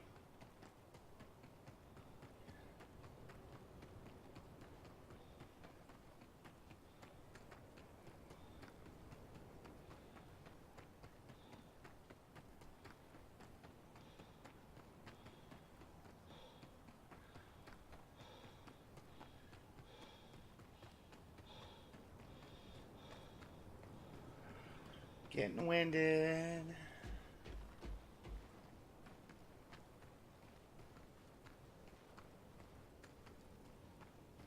Gotta cross this wasteland. Man, we could have circled the trees.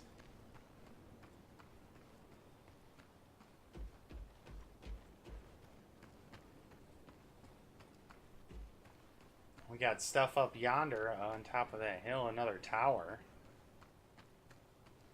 Man, it's a good thing I got a tetanus shot at this year's physical. There's a lot of rusty shit around here. That's a total jump. Come barreling down this hill, hit the back of this, and just launch. Oh! My legs! My legs! I think I died. I died! What happened? What happened? Alright. Come on, get out of the bed, buddy. You ain't gonna sleep all day.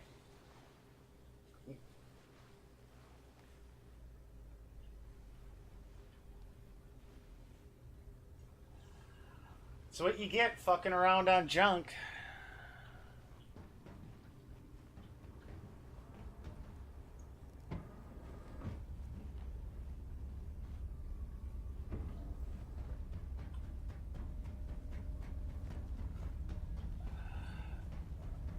We're dead.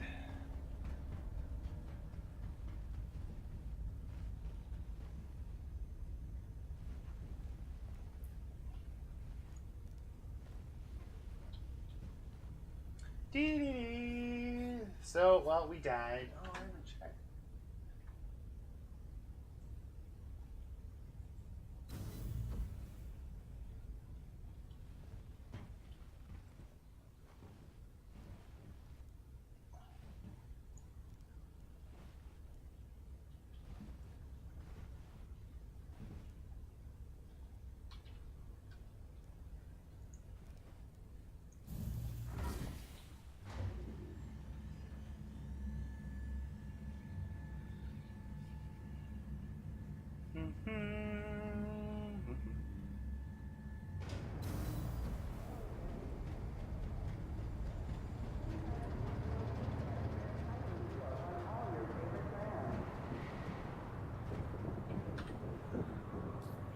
King Quack.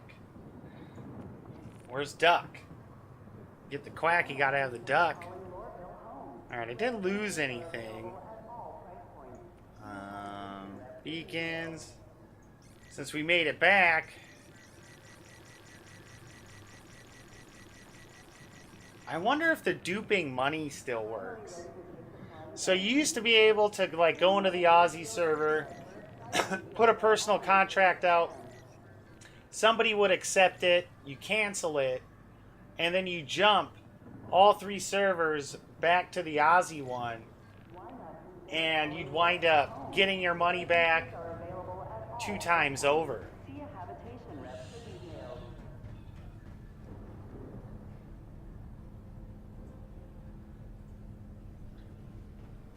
I totally didn't see that I didn't have the camera on. On a used ship? Swing by the New Deal shipyard for exciting deals on all your favorite brands.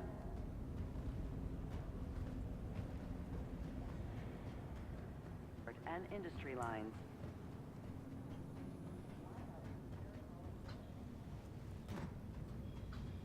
Welcome to Metro Center. Transfers to the bridge. Trespassing or attempting to trespass on train tracks is a serious and dangerous offense. So we got 45 seconds there. All right. Be considerate to your fellow travelers. Do not block doors.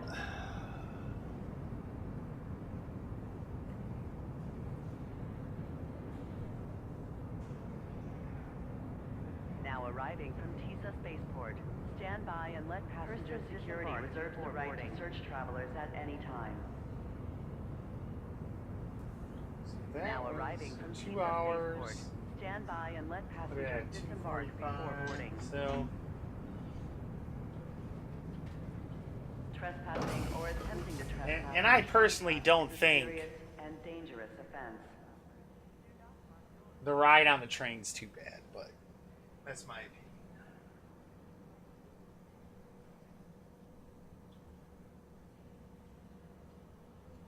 Hurston Security reserves the right to search travelers at any time. I'd like to see them try. You ain't searching shit, Sonny. Be considerate to your fellow travelers.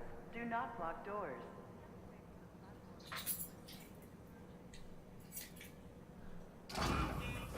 Next stop, TISA Spaceport.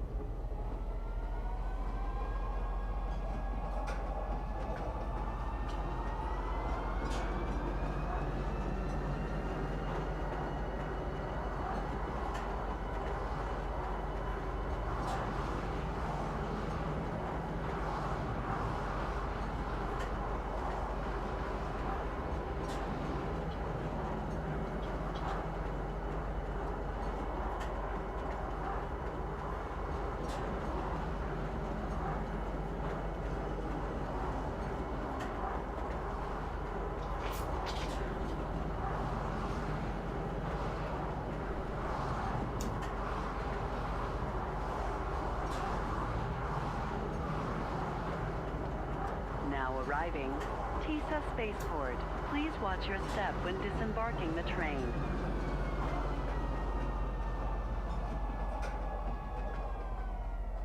Hurston Security reserves the right to search travelers at any time.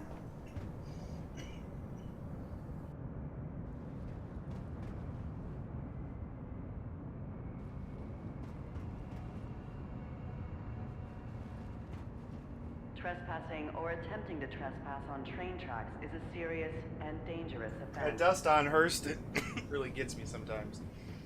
Or on Daymar in the background.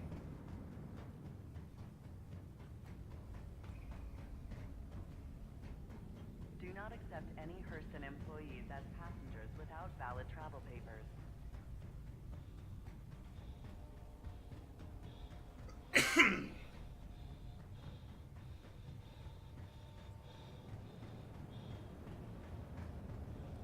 What do we want to take?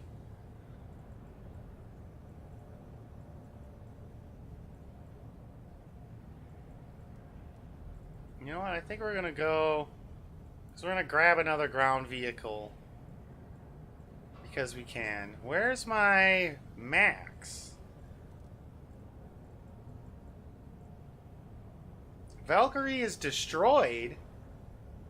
Well, we'll see about that. Did somebody find it and blow it up?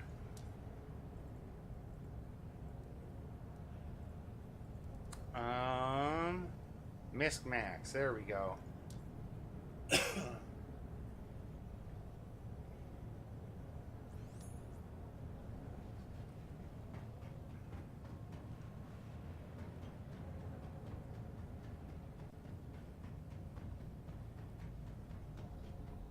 Come on, people, get the hell out of my way. I'm trying to...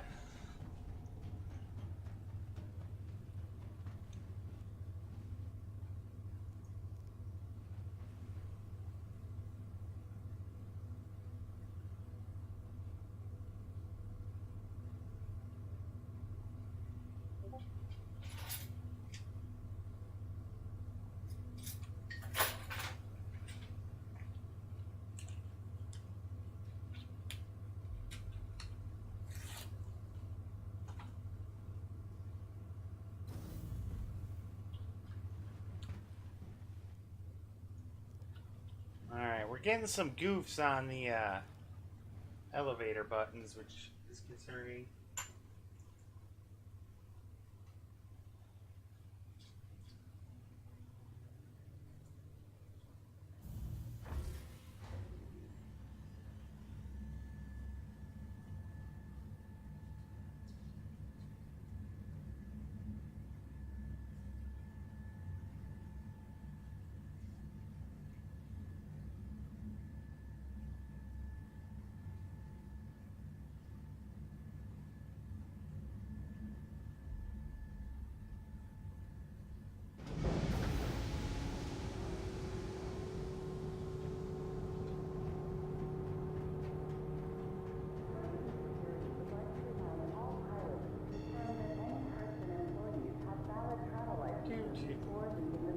I forget who was saying that this looks like. He said it reminds him of a 64 Impala with the fat ass end and sitting low to the ground. I thought that was a pretty good depiction of the Max.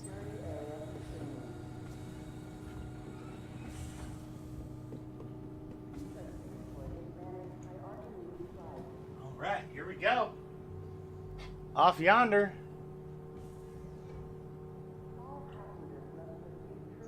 Let's fire up the engines. Let's get this landing request off, or the door open. You are cleared for liftoff.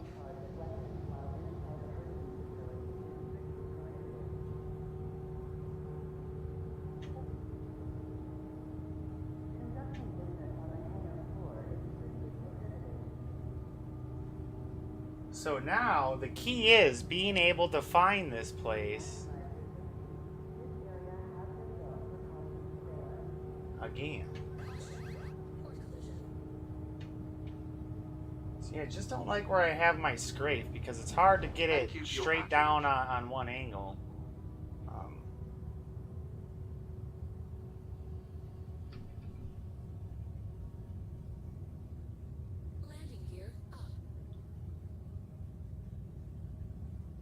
Let's get above the Tessa spaceport signs.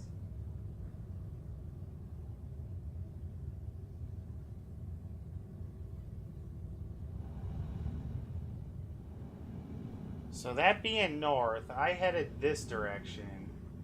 So we also want to find, because I think I'm going to take the rover this time.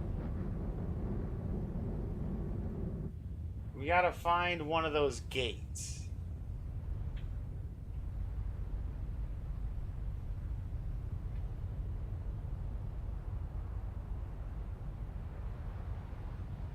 And we're going to see if we can find the Cyclone and the Valor.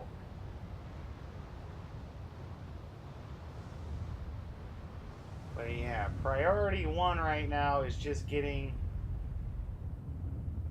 to a gate. Which I think there's one here. Looks promising.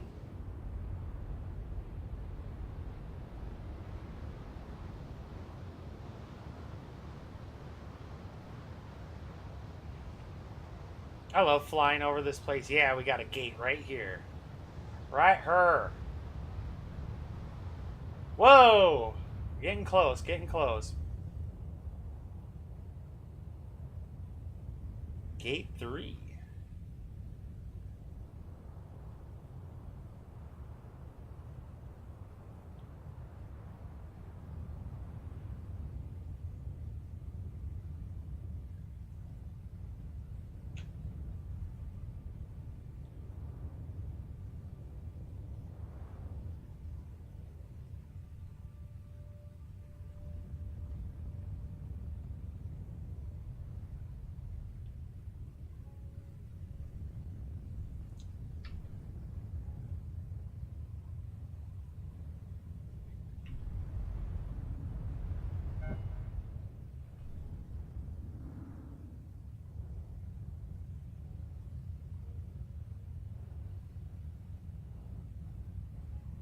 That was a close one. That was a close one.